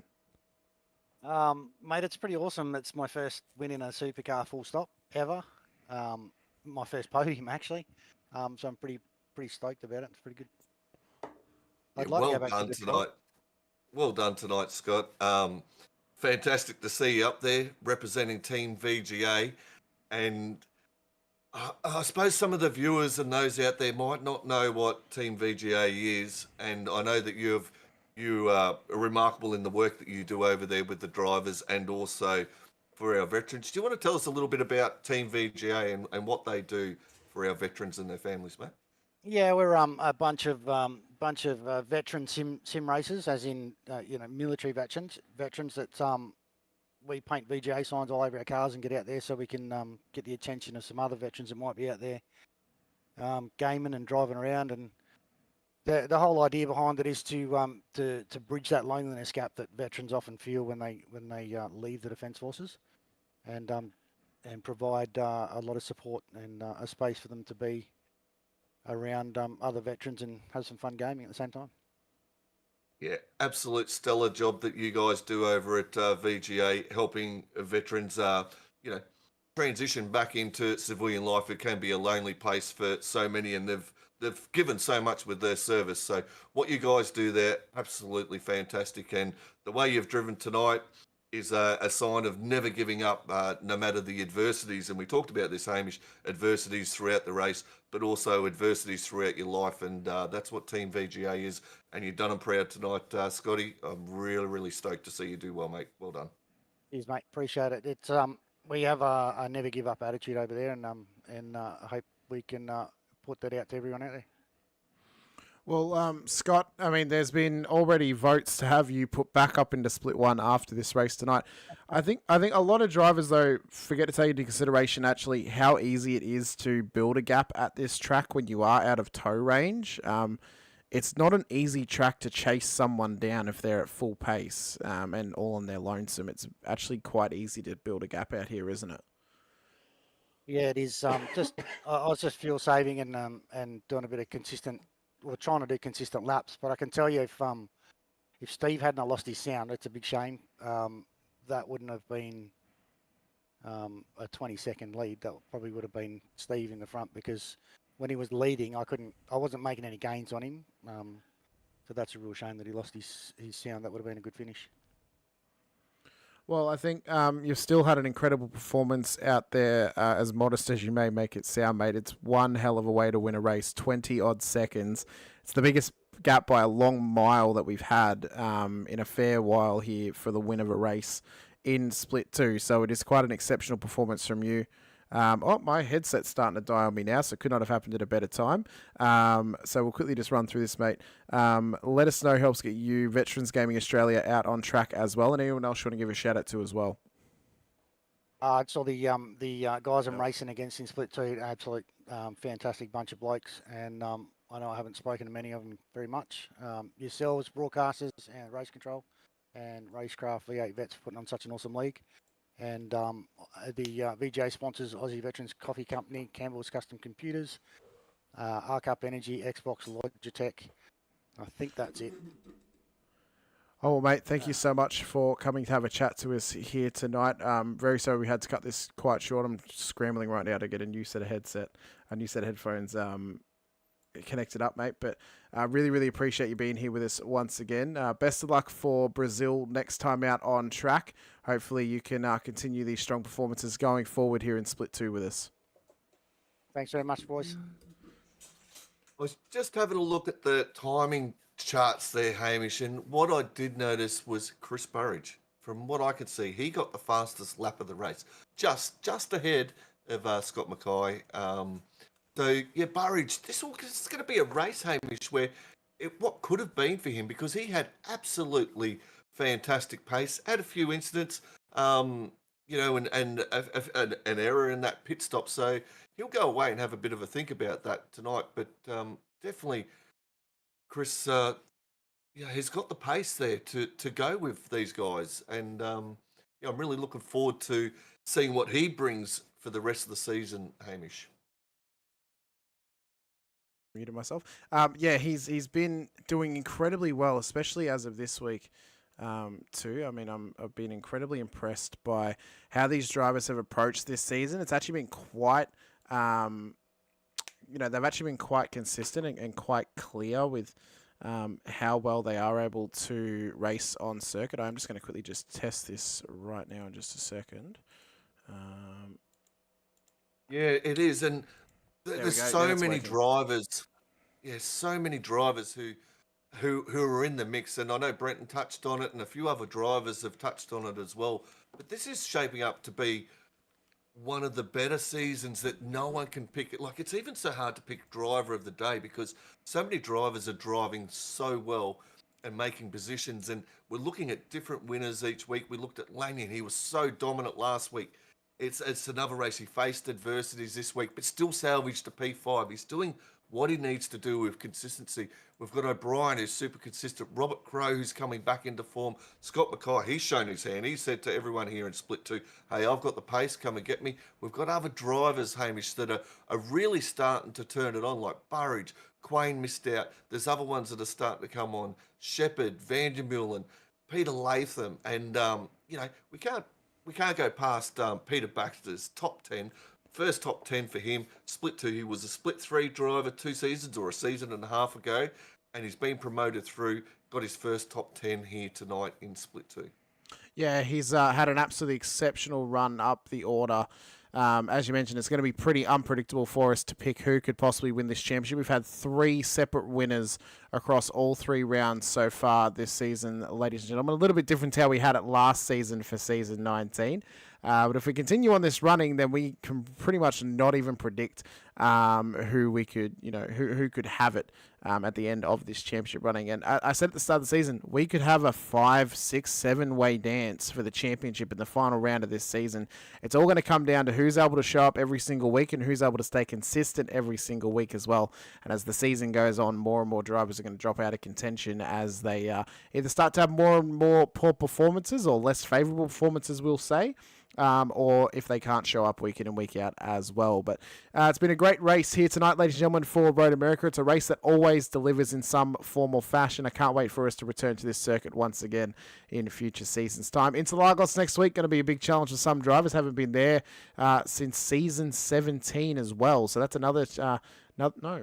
season 16 actually. Last time we were there was season 16, so it's actually been quite a fair while. Been about a year since we've been into Brazil, so it'll be interesting to see how some of these drivers do out there.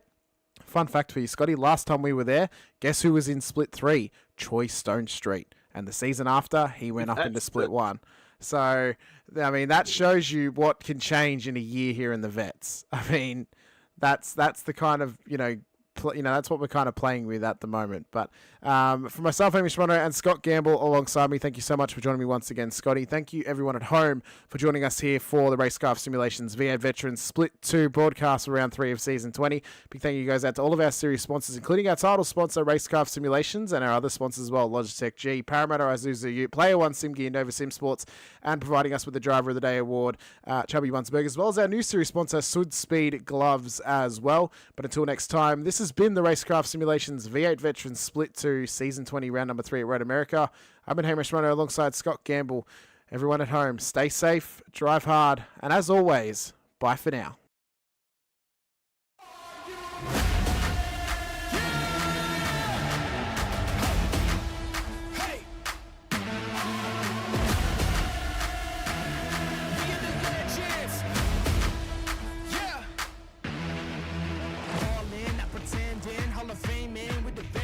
I ain't playing weak, no, I'm playing for keeps. Can't stop me, I'm a legend. I run with the crew that's making the moves. Get out of the way, we coming through. We got this, never stopping, and we won't lose. No, we can't lose.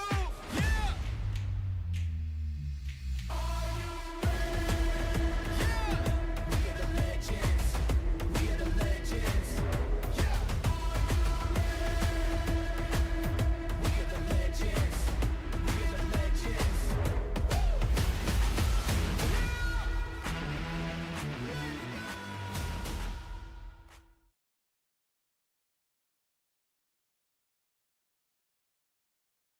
Introducing the Racecraft PT1, custom-built full chassis racing simulator.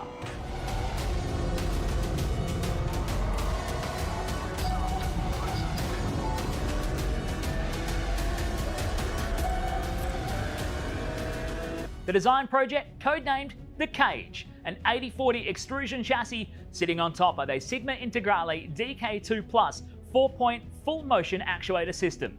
No compromises in the cockpit of the PT1 simulator. To maximize the experience, we start with the 49-inch ultra-wide monitor for the greatest field of view in a small footprint of the simulator, down to the SimuCube wheelbase that's tucked up and behind the monitors with SimCore extensions to get things out of the driving area.